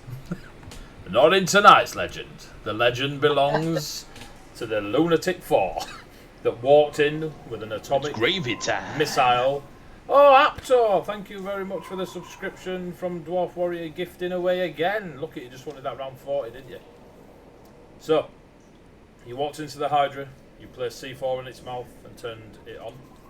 Click the button, kaboom, you destroyed the Hydra. The Hydra helped, biting itself many times. I'm taking that bit. 2 nat ones, baby, 2 nat ones. You're in this room. What do you do? Well, that was a lot less dangerous than I thought it was going to be. No, they are legendarily quite hard, didn't they? However, I am happy that you are my friends and are able to share in this endeavour of slaying of this mighty mythical beast.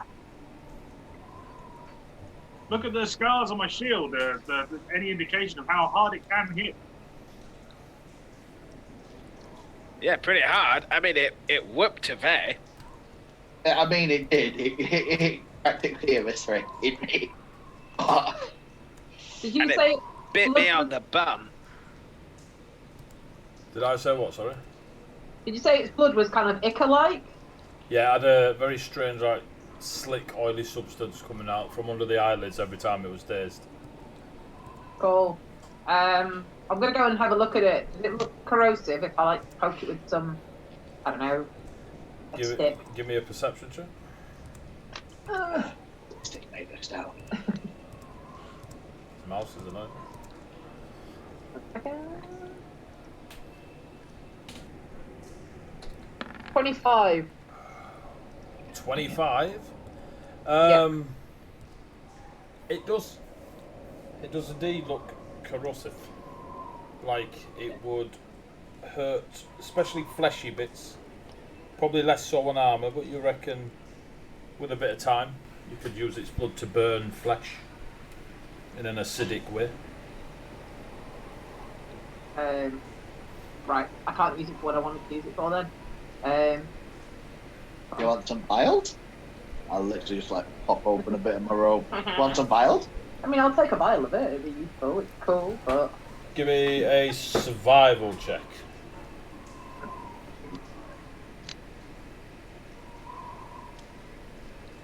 what's that survival? That one. Oh. Jesus. 26. Yeah. Fuck me.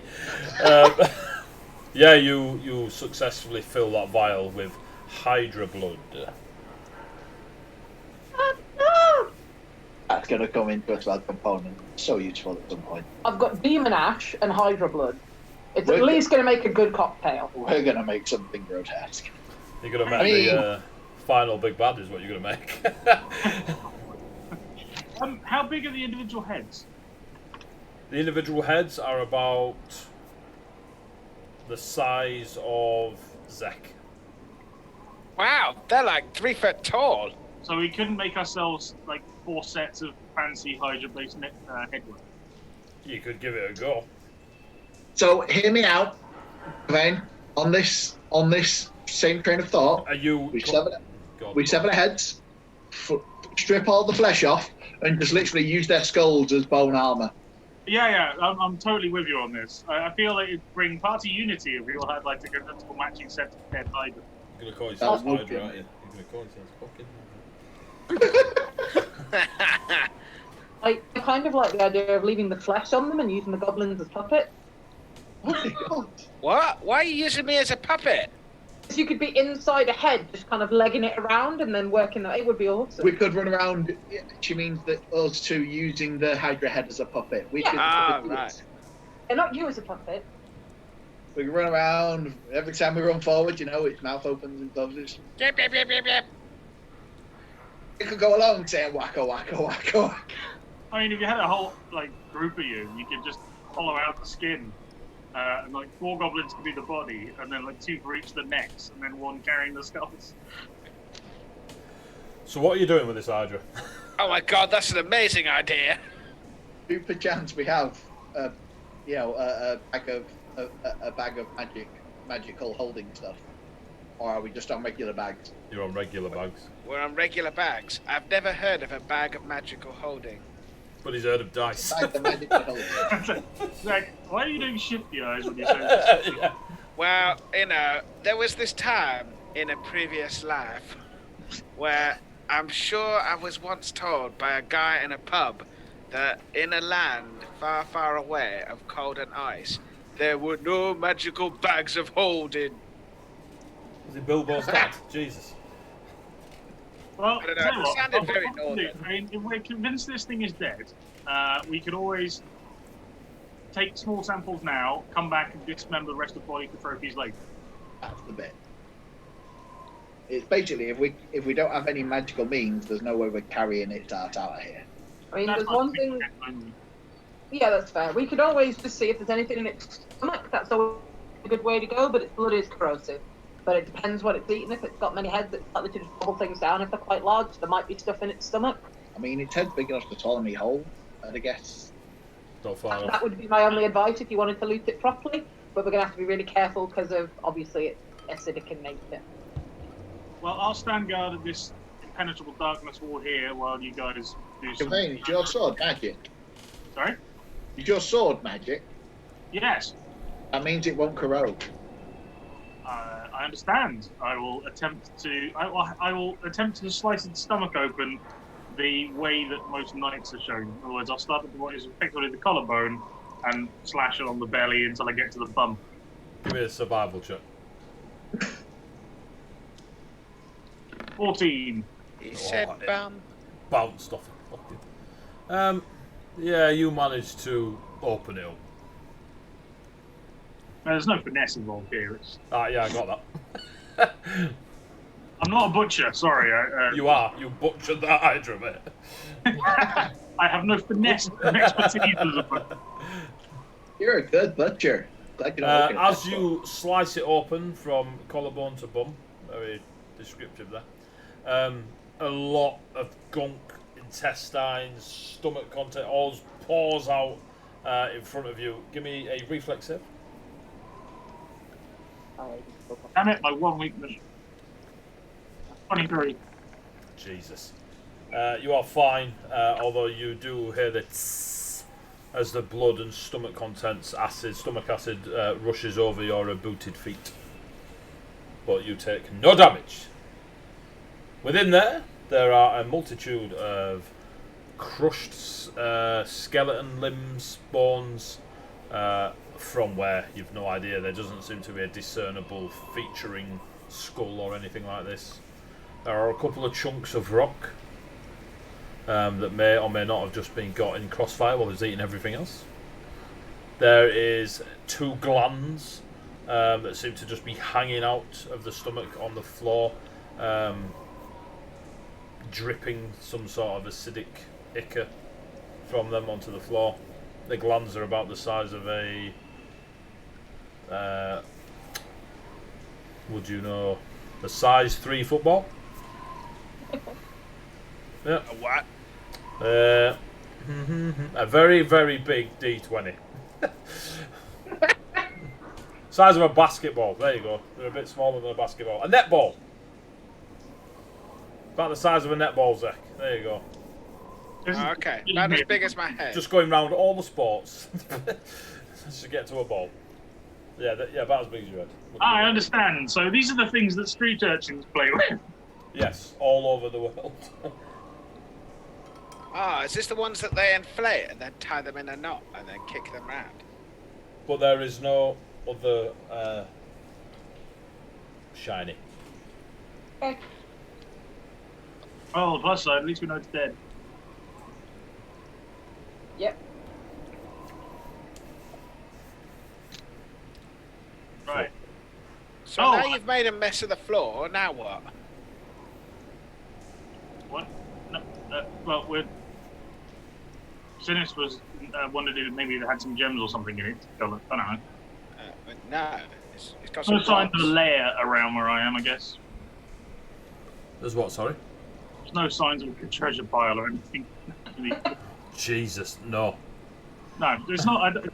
Hydra's, I don't know. Sinis? Are Hydra's renowned for treasure piles?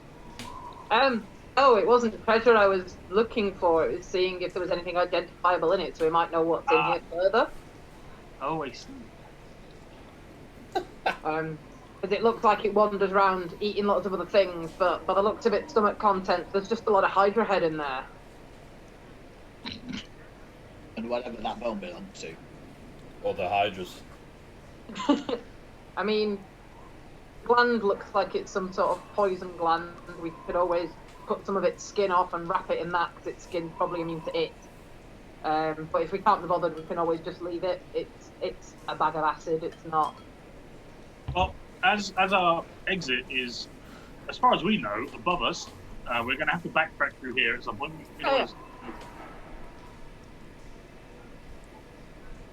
Also, it appears that the tunnel carries on. Go that way. Yeah, that's fine. So what are you doing? You You just want me to go first? Yeah, by all means. Yep. So as you get to them, let's try and keep in with your little circle. Oh, having those little circles way better. Oh, fuck! The stealthiest goblin in the room of Stealthington stealthed his way down the corridor. Stealthily. I swear to God, for a moment I thought James had walked in my kitchen. On a 32. Hey, Zach, how you doing, mate? I'd have thought, like, if we're doing this well on our dice roll, then the Payzo stuff being streamed on Roll20. He's getting Abbott. That algorithm's got to be screwing someone over. Good. Finally, we will have our revenge. So, you can see that the corridors, again, they fit the pattern that have been made. Just in front of you and off to Zach's left, you can see that the made corridor going to the south of the map is adjoined with the natural-esque shaping where you've just come down through those tunnels.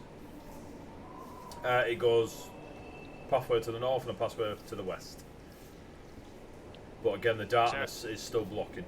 Is there a pathway to the south? There is. Oh, okay. But you can see where just on the corner of your vision that there is a maybe 5-6 foot wide, whereas the rest of the corridors look about 10 feet. And at this point here, it's more. Oh, it's not doing it there. So at this point where? That point there is natural, whereas the rest of it is made. Okay. What if I go this way? Bam, bam, bam.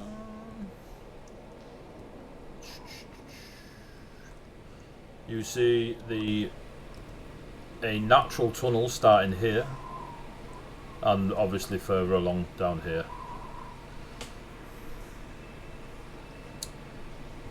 can see what's happening.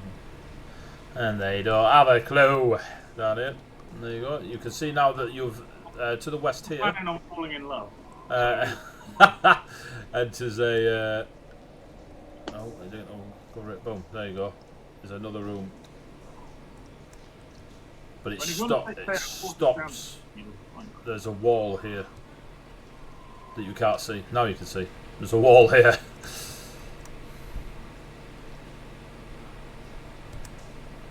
That's just for ease. Come here, you bloody... Oh, no.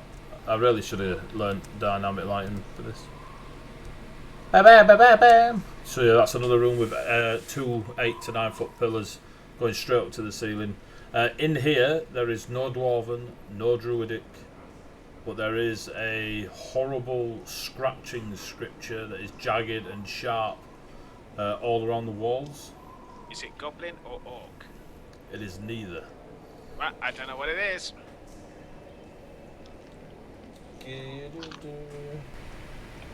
No, you won't know. Cool, yep.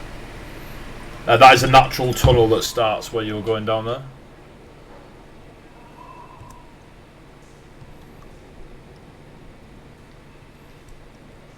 Can you give me a reflex save as you walk through there? And you hear a... 27. And just ahead of you, a cluster of stones gets launched and just ricochets, hits round the corner there, the left-hand side, and all comes flying towards you. And you take 9, 11, 5 points of bludgeoning damage as a shrapnel of stone comes shooting down that tunnel.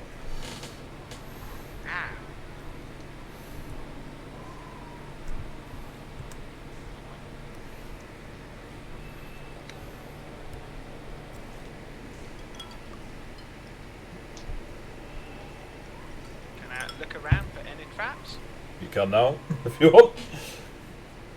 Hey, did the rest of us hear that? There's what, sorry? Did the rest of us hear that? Yeah, you will have heard that shattering, showering of stones ahead of you. Oh, sorry for interrupting, James. That's okay. No, 21. 21. There doesn't seem to be any further traps in that vicinity, but you do find the small, like leather thonging where a bit of a tripwire had been set up. It's not rotted old, but it's pretty old. Well, I'm only an expert rogue. I'm not a master rogue. And when I was spotting it without looking, I'll move to here and see what I can see in the room. Well, then you don't have to worry about it. 2 seconds. Dun, dun, dun, dun. Do you want it there? As you stand there, roll initiative. I can't work out if I can stand on the bit in the middle between those two. You can if you want. Roll initiative. Alright. As you see, do you know what they are? Do you know what they are? You will know what they are.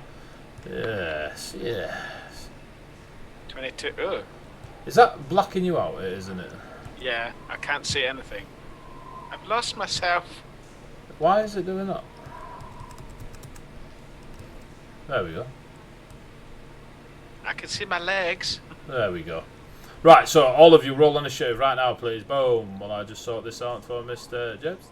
As you come round the corner, you see in front of you a 3 to 4 foot high creature that is red in scales with a soft underbelly. It's got a spear of wrapped leather and it looks like metal, maybe stone on the top.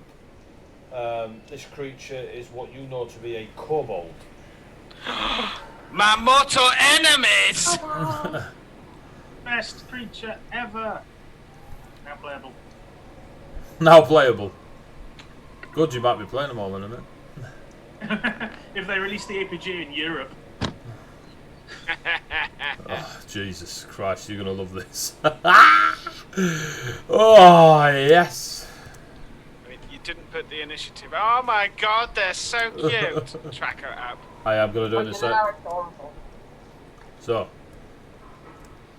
Four, please. Where's roll 20s. Ah, yeah. Right, so clear. Boom. What? Add your. Just do it, man. Just do it. No, I'm not mining. I'm not mining. Believe me. Oh look, I got to 25. Fuck you. So I'll get rid of the hydra. Bam, bam, bam, bam. Yes, it is a kobold. There we go. Let me, so people can see the little kobold. Go press Z. Ta-da! Kobold for the people at home. Right. Emotes in the stream chat. Bottom right corner. He's so cute. What was I going to do then? I've forgotten. Are you all in? Zek, Tiv, Gavin? I can't see. Ah, there she is. Bam! Gavin, you hear the shattering of stone.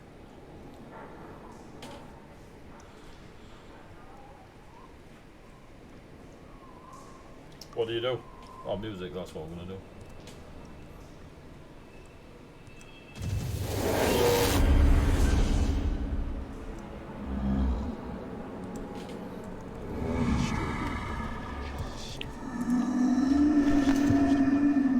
What do you do, mate? Was it me first? Sorry. Yeah, it's you first, Gavin. Sorry. No problem. Okay. Stride forward, and I think I don't see exactly where I am. Is it kind of semi-obvious that the noise came from this natural cavern I can just about see? Yeah. Cool. Boom, 2, 3, 4. Ah, are you okay? I'm fine, but some kobolds are about to get a whooping. I understand. Bam, shield in the face. What, you No, I hit? didn't mean by you. But no, I Are run you- out of actions, so you can now, do your splorky thing. Are you raising your shield or actually hitting them with your shield? No, neither. It's just that is all of my movement. Okay. I get to exactly there. Cool. Lovely. Sinis. Gavin's wandered off. You heard a showering of stone. I am going to, yeah, I'm going to, I suppose I'll follow them then. I'm going to move it down here. Ooh, no, not there. There, come here. I'm going to basically follow Gavain. You're going to follow Gavin. Yeah. Cool. Sinis, I know we're like really close and everything, but you're not standing on me. I mean, you kissed me once for healing. You don't seem to have a problem when you're using me as cover. No, there's a difference then. Yes, it inconveniences me, not you. Now shush. No, it's just that generally I'm stood behind you, not on the same place as you. To be fair, I won't be actually stood on you. I just can't manipulate this very well. Every time I try and move it, it moves the entire map, so I'm roughly there. Okay. If you click on your token and then use the arrow keys, you should be able to just go square by square. No, it's much better when she does it by mistake. Yeah, that's me done. I'll move in, because that'll be basically my movement. Cool. You can't see the kobold. That's fine. Zek, you can see the kobold. Time to die, little bitch. Yeah. Wow. A 19 to hit it. Hits. Awesome. You can take all of this delicious sneak attack damage Why'd you get sneak attack? because it hasn't acted yet in the initiative order. Okay. So, 20 points of damage. Yes. Die, kobold, die. Oh, wrong one. You rock up to it and just take its throat out. Told you, some kobold's getting a whooping. And then as my 5-foot action, I step backwards. I'm done.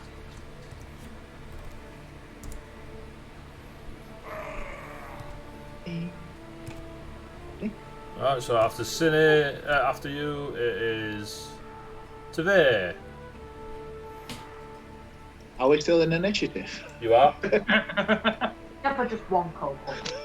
Yeah, they're traveling packs. Remember, you can only see inside your orbs. Yep, I'm just effectively following Sinis and Gawain. So I'm going to get to about there with them, and that'll be it. Oh. So I've got tiny movement, so that's me. 2 seconds. I wonder if I can do these by bulk. I should probably be able to.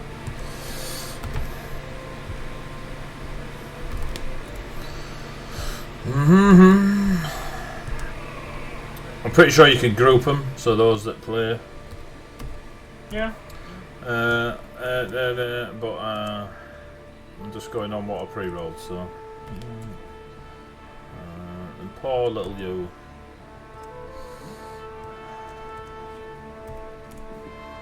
So in order. Oh, do we just add Tavir won it? Tavir, bam. Boom, boom.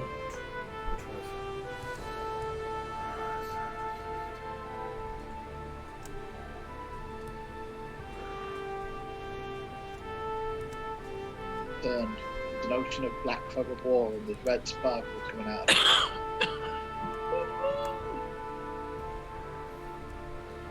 Stuff's happening you do not see.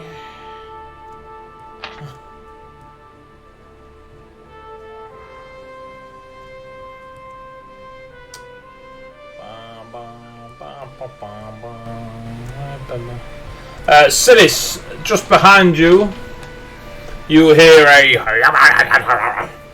and as you turn, you see a kobold. Are they speaking lizard or draconic? Draconic. That's fine, I don't understand them.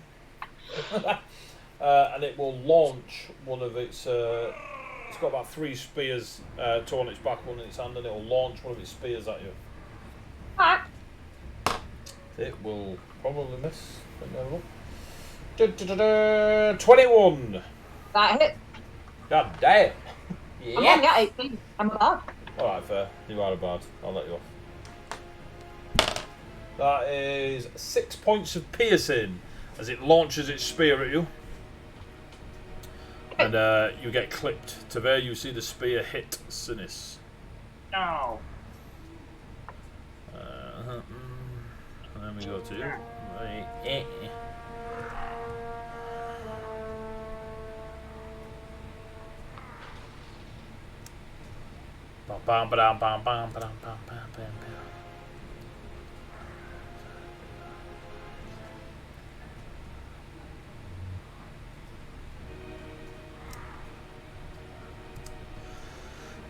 Give in.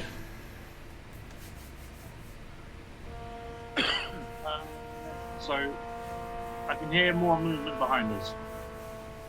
You definitely heard one behind you as the spear hit Sinis. She might be hard enough to not make a noise, but you probably heard her ow. 1, 2, 3. I look forward to see what's here. You see 3 kobolds. You see 2 kobolds in front of you. Give me a sec. Okay, I can't. I am. It's a. You got to be patient, lad. No, that's fine. I was wondering if you tried to remove it before. Yeah, it's not doing it. I tell you what. I tell you fucking what. Right, you cannot see anything outside your auras. Yeah. Yeah. Fog of war is pissing me off.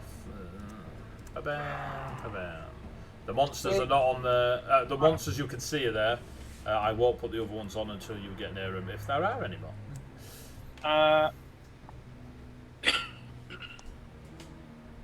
Two more to the front. And I will step here and attack this one. Okay. For 27 to hit. God damn yes. Damage. Damage is 9. Cool. You take its head clean off its shoulders. Ugh. Do I attack? Yeah, okay, I'll try again on the other one. 21 to hit? That is including the neg. Yep. That's 21. including the negative. Yep. Yes, and your damage is... The damage is 7, yeah? Yep. Cool. This one does not go down immediately, but you do notice... You do notice that it has a light crossbow, a sharp dog slicer-like dagger similar to that of Zek,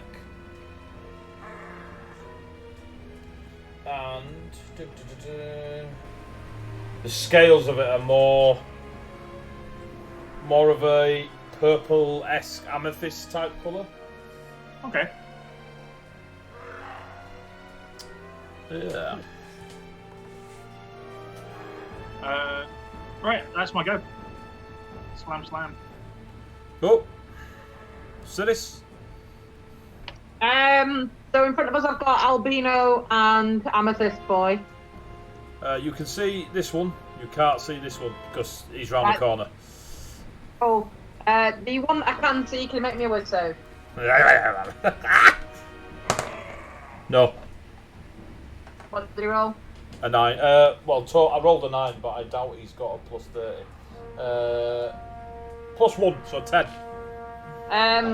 He save for me is 20, so it's a crit, means he's probably stunned for a round as well. He's probably dead. He takes 9 damage and it's stunned for a round. He's permanently stunned. Or she. Yes, he is. They are permanently stunned. Like scanners. That sounds like the most PC way of doing this ever. Now on Pathfinder Fun Time, one of our friends has been permanently stunned. Aww. Forever. It's a kobold. It's not a friend. It's an arch nemesis of goblin kind. Oh. Tavir, you've never heard that story. Alright, come on, we've gone. Is that you, Sinis? Yeah, basically. I'm gonna stay where I am and keep eyes out at the back.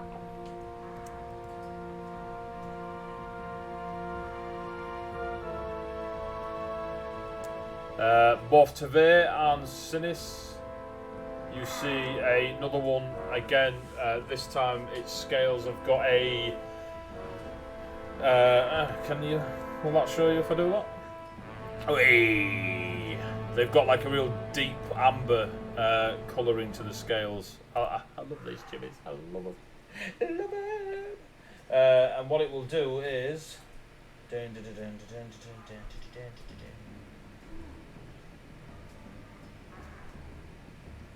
Right.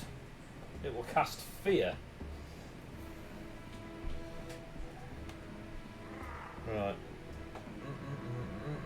Spells, in fact. Yeah! Getting out of the Google. Where's that?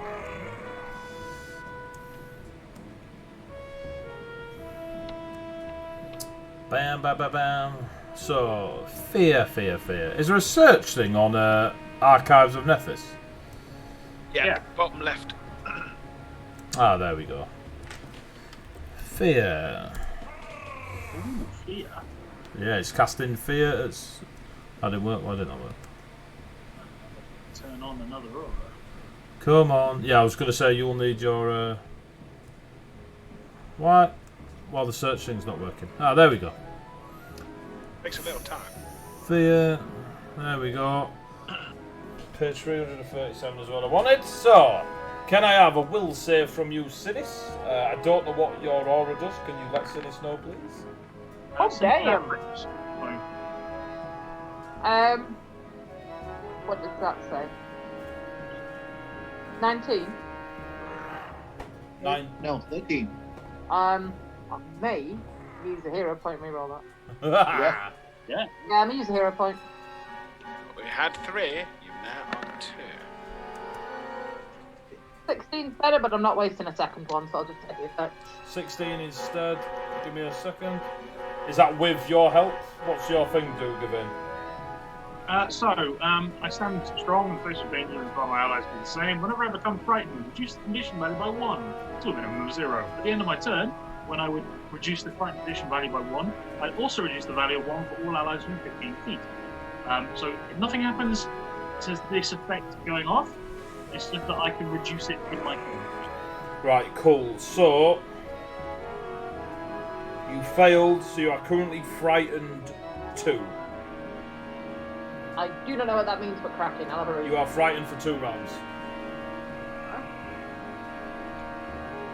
Yep. Okay. What does frightened do? I don't know. Let's find out. Frightened. I think I've got the page there. I've got it. You are gripped by fear and struggle to control your nerves. The frightened condition always includes value. You take a status penalty equal to this value for all your checks and VCs unless specified otherwise. At the end of each of your turns, the value of frightened condition decreases by 1. So I take 2 off all of my checks. Alright, so it's not 2 rounds. For the next round, and then 1 for the one after that, and then it goes away. Cool. Sweet. Oh, yeah. Right, you're frightened. I put a little symbol on you to say you are frightened. So that will be that. That'll be its turn. Good man. Zek. Never fear, O Lady Sinis. Zek is here to kill the filthy, filthy kobolds. Wow. A 30. Jesus fucking wept. That's a crit. A 22 points of damage. 20. Jeez. How do you get 22 points of damage? I don't know, I clicked the button. Because he's a cock slicer. So it rolled a 5, it adds my strength of 4, it doubles my +1 magical to +2, and then multiplies the entire lot, which is 11, by 2. That's 22. Yeah, cool.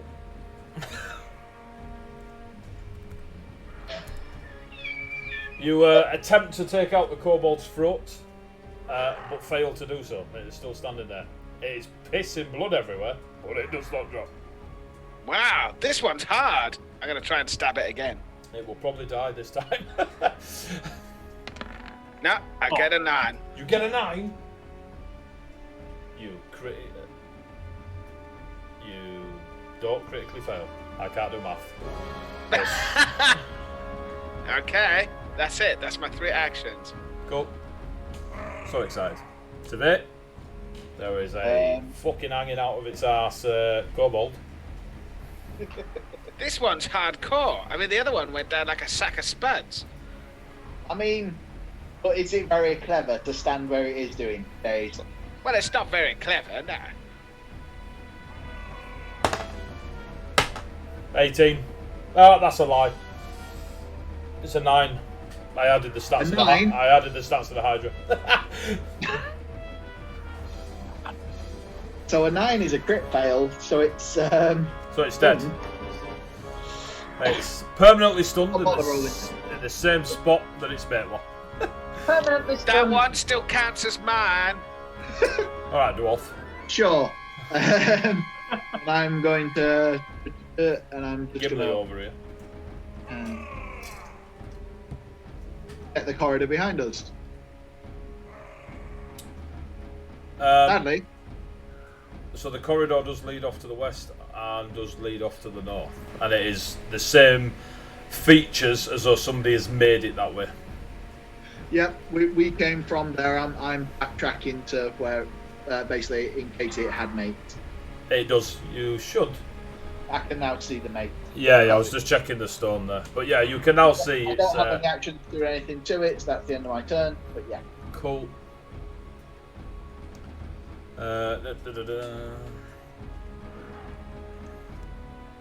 That's you.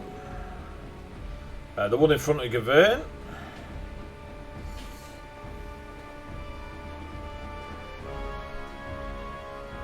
We'll cast electric arc at you. Ooh.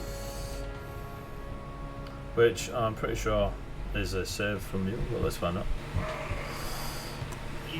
Reflex there.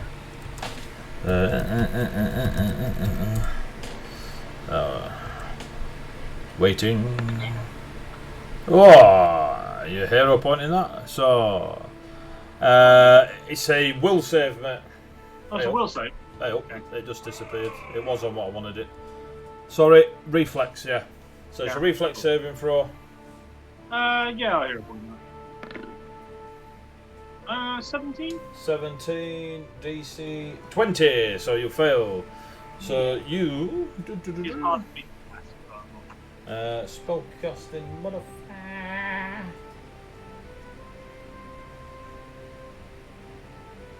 Oh, I don't like that. Right, let's do a different. So you take 6 points of lightning damage as a arc of lightning leaps from the kobold as she puts her arm out, and it you see it come from her scales as they light up, shoot down her arm, and then arc off into your face. And then Why the face? Lightning is supposed to ground down. she will run away. Before they go into your tusk. This one. Oh, give me a reflex save again as another arc of lightning comes towards you. 10. 10. Yeah. You take another 6 points of lightning.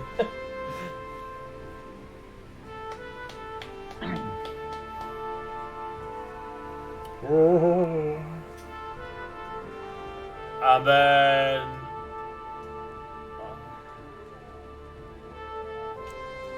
they run away. And you hear them, Gavin, as they're running. You hear a very loud. It is the. You know it to be draconic, as it's the language that the paladins and clerics and that sort of religious prayer gets said in the temples. They speak them in Old Draconic, and you recognise them shouting Draconic. What they're shouting you do not know, unless you speak Draconic. Oh no, sadly I didn't learn it. Cool. Give me...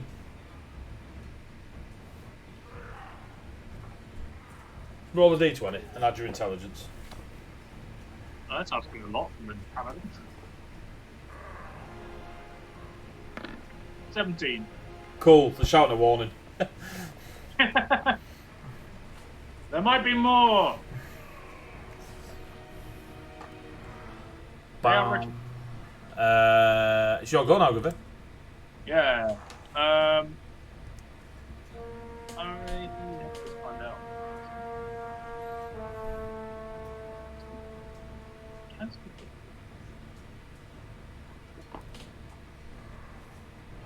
I will attempt to strike down the person who's running away. 14 to hit? 14 to hit that one. You miss. You just clunk them on the back of the head, but you just hit at an angle. A couple of scales come off, but you don't see your blade break flesh.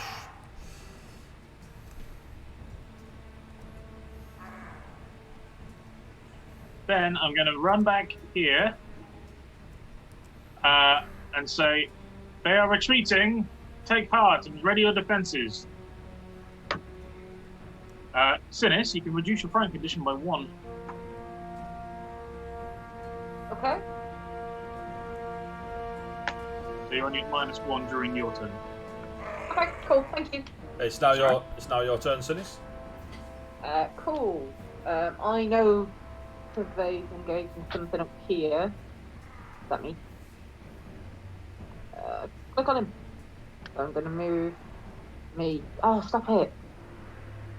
Oh, sorry, this is really bad. It's not moved me how I want it to. Use the arrows. Use the arrows. That's the so.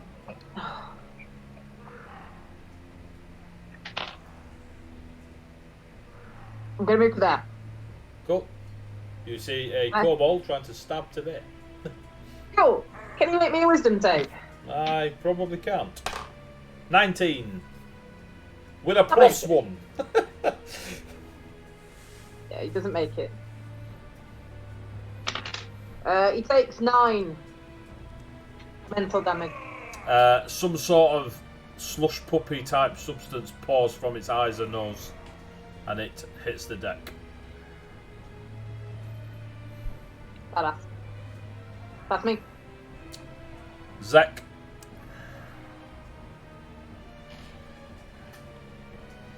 You're muted. Frightened.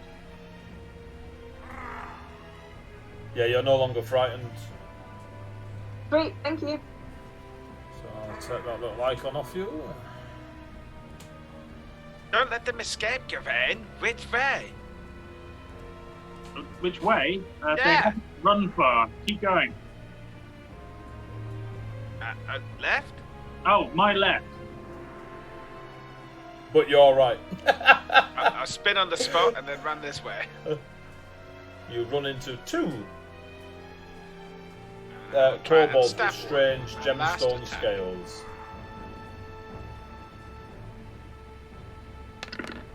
20.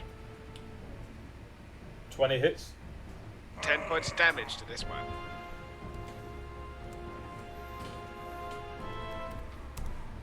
Bam! Your dog slicer slashes across their scales.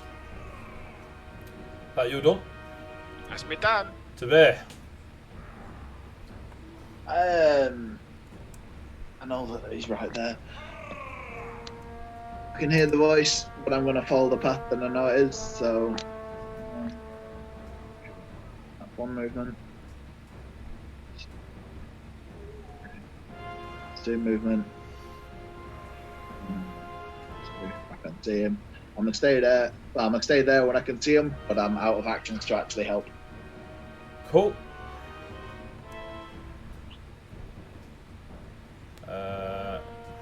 They will go 5, 10, 15,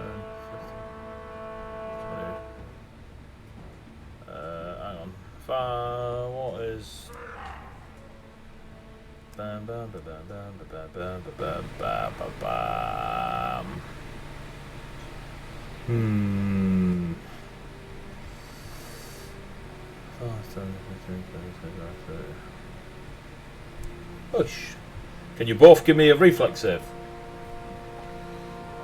As lightning summons in their hand and they launch it at the pair of you and it arcs between you.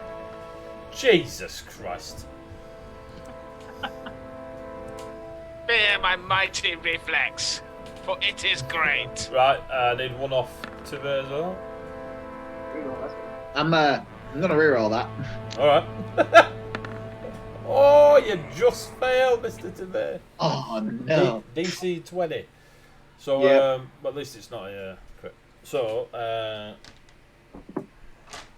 you are fine, Zek. As the lightning arcs around you, but doesn't seem to purchase, but then it arcs across to Tavir. And Tavir, you take 3 points of lightning damage.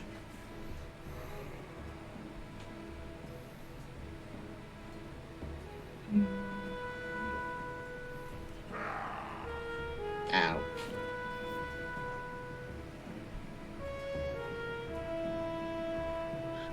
Gavin, you are up.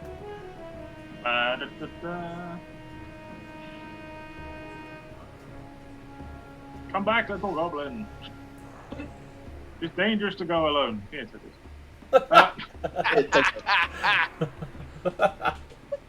Grab a form and take a sword. I should just stab. Okay. 14. 14 does not hit. Do I hear a point there? Well, you've got 20 minutes left and you ain't getting any more, so you might as well plough them. Not worse. Yes! Oh, no.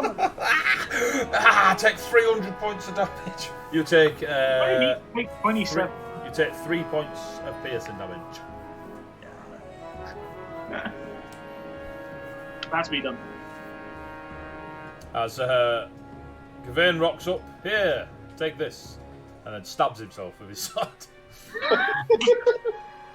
Sinis, your lot have done I'm not them. entirely sure what I'm supposed to do with that. You can hear them somewhere, their sound echoing off the corridors. I was going to say, can I guess that it's open down there? You definitely know they're down there. You don't know what's down there. Cool. I was going to say, I'm willing to blag it with the fact that I'm a bard and I know how sound reverberates. Jesus, yeah. 5. That's 1. I can't see it yet. Nope. 1, 2. Oh, look, a thing. So I need to do something with 1. You can't daze, can you? That's a fucking shit. Slink. I'm going to sling it. Oh, this is going to be amazing. So...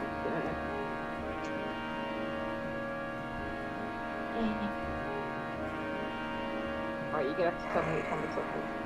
Oh, yeah. That one? Roll that one? Oh. Thank you.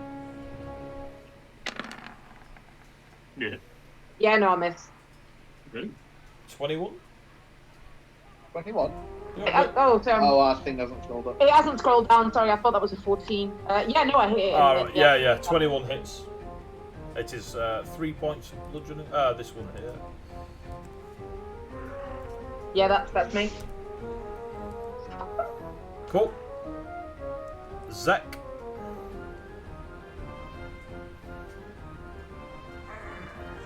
You're on mute, mate, mute.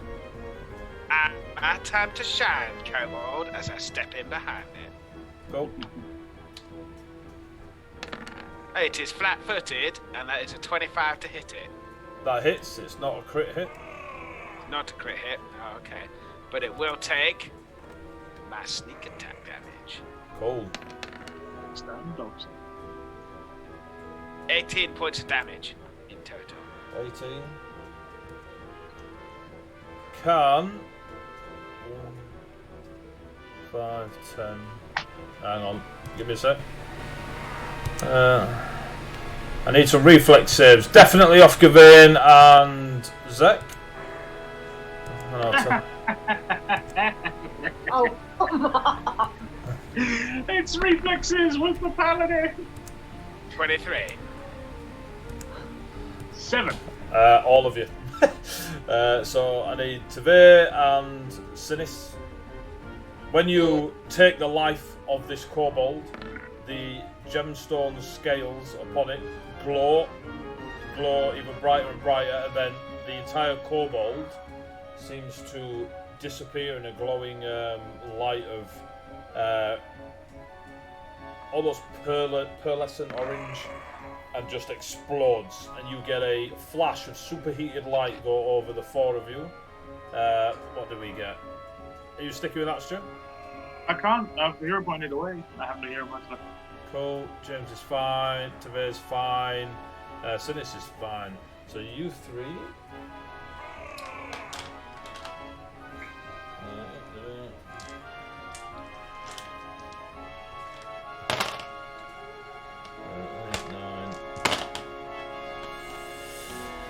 Eighteen, 21. Zek, Tiv, and Sinis, you take 10 points of fire damage. Gavin, you take 21 points of fire damage, but you take 5 off because of your rune. Yeah, resistance.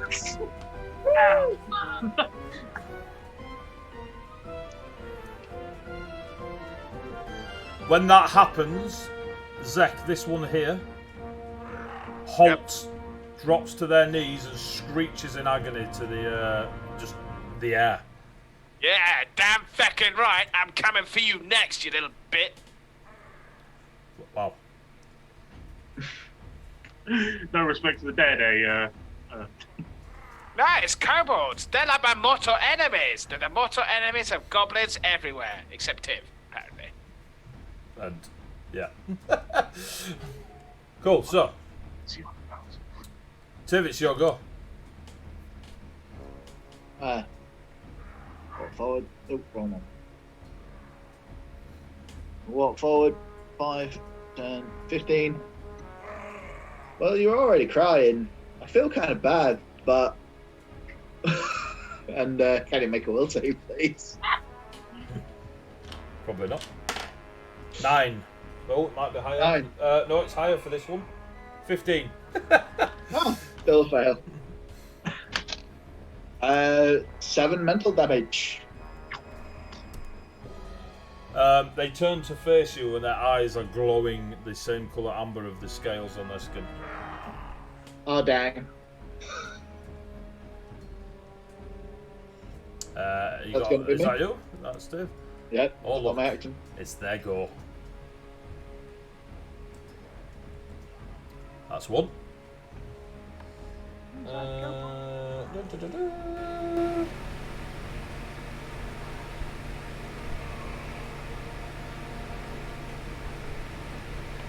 They will. Can you, Zek and Tiv, give me a reflex save? Oof.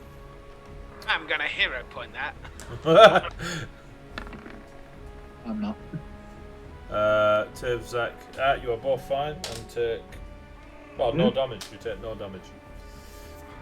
Basic save is half damage, is it? Yeah, basic save is All right, cool. So you take 1 point of lightning damage. What you notice on this kobold though is the amber stones in her eyes and on her scales. They have that crackling blue lightning that does not fade after the spell. And it is Gawain's go.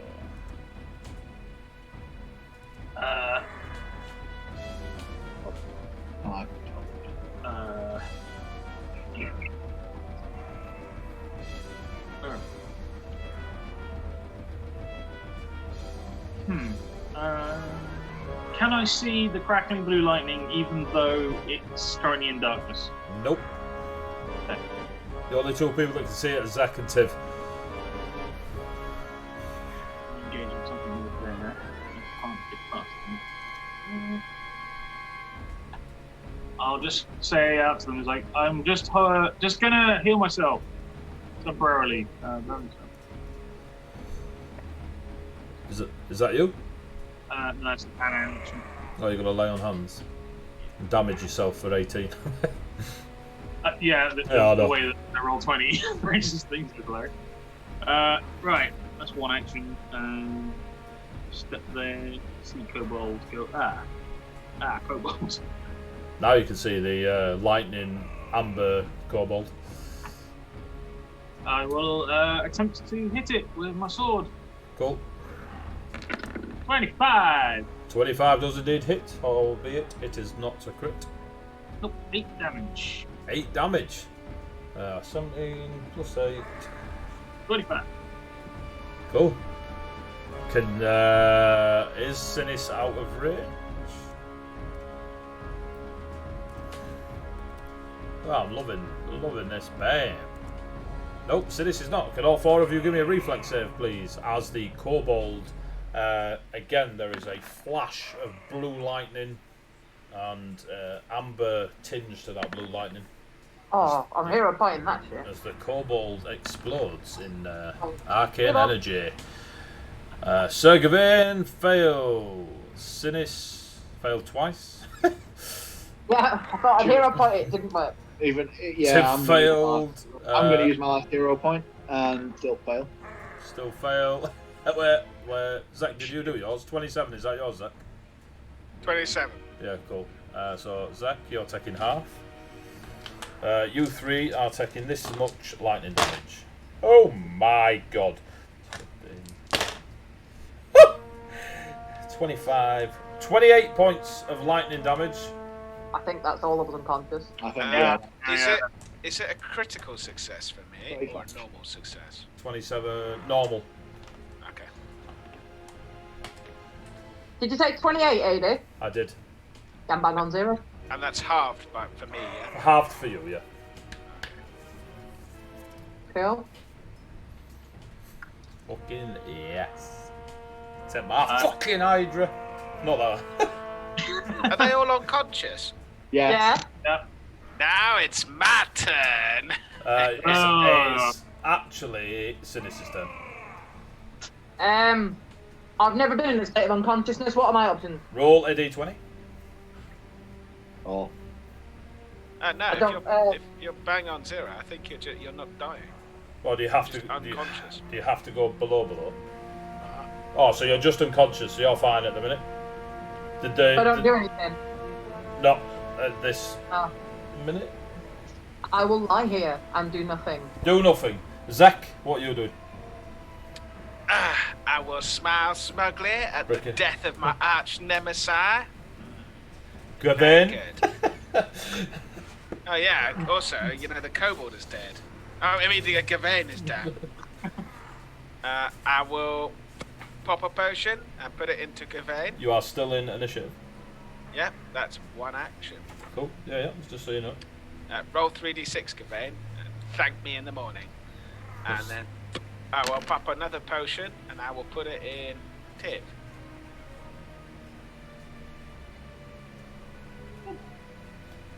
So, Gavain, how much are you healed? 12? Tave, roll 3d6. 15.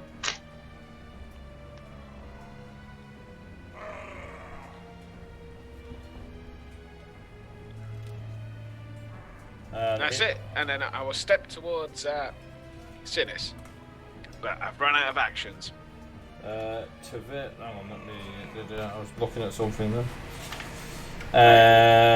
Sinis, Tave, it's your go. From my barely conscious state on the floor, I'm going to cast Heal at 2nd level as a 3-action spell. So, all living people within range, i.e. my mates, and or again 2d8 plus 8 healing. Nice. Roll 1 and tell us what we've won. Probably. Okay, so just as an FYI for unconscious, if you are unconscious and at 0 hit points but not dying, which is Sinis, you naturally return to 1 hit point and awaken after sufficient time passes. The GM determines how long you remain unconscious from a minimum of 10 minutes to several hours.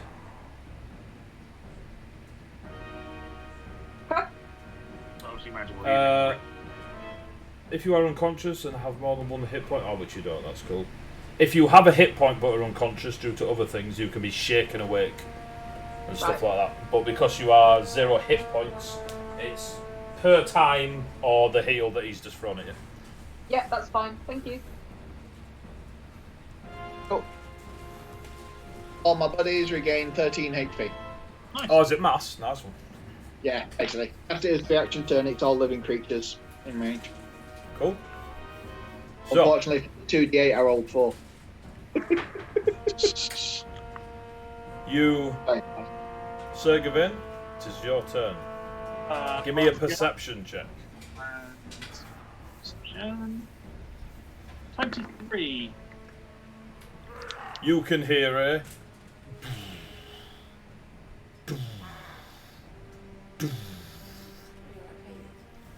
from somewhere southeast.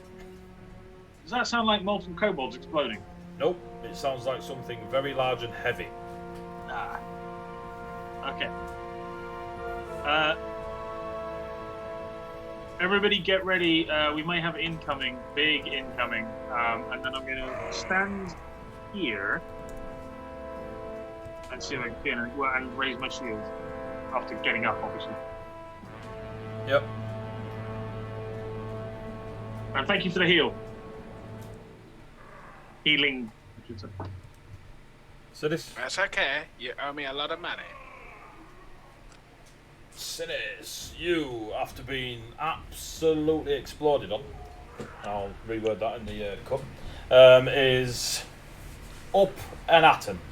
You are currently laid down, so you're prone. All of you would have taken an action point to stand up. Assuming you stand up. Assuming you stand up, that is. Hey, Sinis, you're awake. Was that everything you were going to say, Ada? Sorry, yes. Okay, cool. I'm going to stand up and cast Soothe on myself. Soothe? What is soothe? The healing spell. Okay. Roll pretty shit anyway, but 5 plus 8, 13, 13, 26. Cool. And that's me.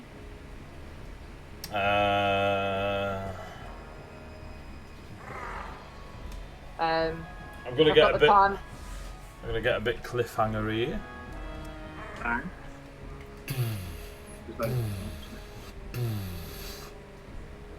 Oh my god, it's a big kobold. 15 foot of meathead. The scales across this creature are not gemstone like. They are proper lizard scales similar to Sinis. They don't change colour, but they have a very beigey brown colour to it. They are wielding a shell stone shield, a heavy stone club with blue spines going across the back and down the back of their shoulders. And like I say, it's a big fucking lizard folk. And I'm gonna hold it there on the initiative because I know that even if you all nat 20, this fight won't finish in the next 4 minutes. So we're gonna hold that there. So, end of session. I shall turn my music off. Hopefully it was very nice for those listening at home. So, woo! I'm quite excited now about next week. I was excited about this week, but then you fuckers made me cry. So, you managed to rinse through a hydra, take down a load of kobolds, and are now faced with a very large lizard folk, 15 foot, and a beast. And we'll see where you get to next week regarding fighting the large lizard. I really enjoyed tonight. I hope that people that are watching really enjoyed it, and I hope you tell lots of people that you enjoyed it and that they should come and watch us. I hope yourselves enjoyed it, players. You were very, very competent. It was scary. Yeah, so thank you very much for watching. Thank you very much if you're watching this on YouTube or you're watching the rerun on the Twitch VOD and stuff like that. It's really appreciated. It's great to see, 17 of you sat watching it with it. It's fucking great. So thank you very much for that. Please keep tuning in and telling us if you like it or if you don't like it or if you've got suggestions, throw them in. I'm not saying we will listen, but I'll definitely read them and take them on board. Please keep them constructive. If you're just going to be insulting, I've got our last for that. I'm a little boy. They insult me enough. End of this month, we've got a 48-hour charity stream. Jump on. 48 hours of gaming, tabletop, computer gaming. It's just going to be crazy. There'll be 48 hours of it. I will be remaining awake for the full 48 hours. So that's going to be, in itself, a Wednesday. So, yeah, tune in at the end of the month. For tune in, we are streaming next. We've got Dice of the Beholder tomorrow. They're doing their D&D 5th ed. They're on like episode 34 or 5 or something. So they should be good for tomorrow.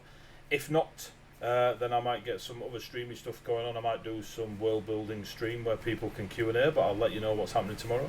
And then we're back Tuesday with D&D, Wednesday with Iron Kingdoms, Thursday with Carbon 2185, and then back to Saturday for Pathfinder 2nd Ed. Session 5, kids. That's right, 5. They're pushing 20 hours playtime together now. That's goddamn amazing. So, thank you very much for tuning in. What time are we on? Yeah, I'm off now. It's great. I love you all. You're amazing. Just keep being you. Stay safe, stay sane, and say goodbye, players. Bestis Goblin! Bye. Yeah. Hey, everyone.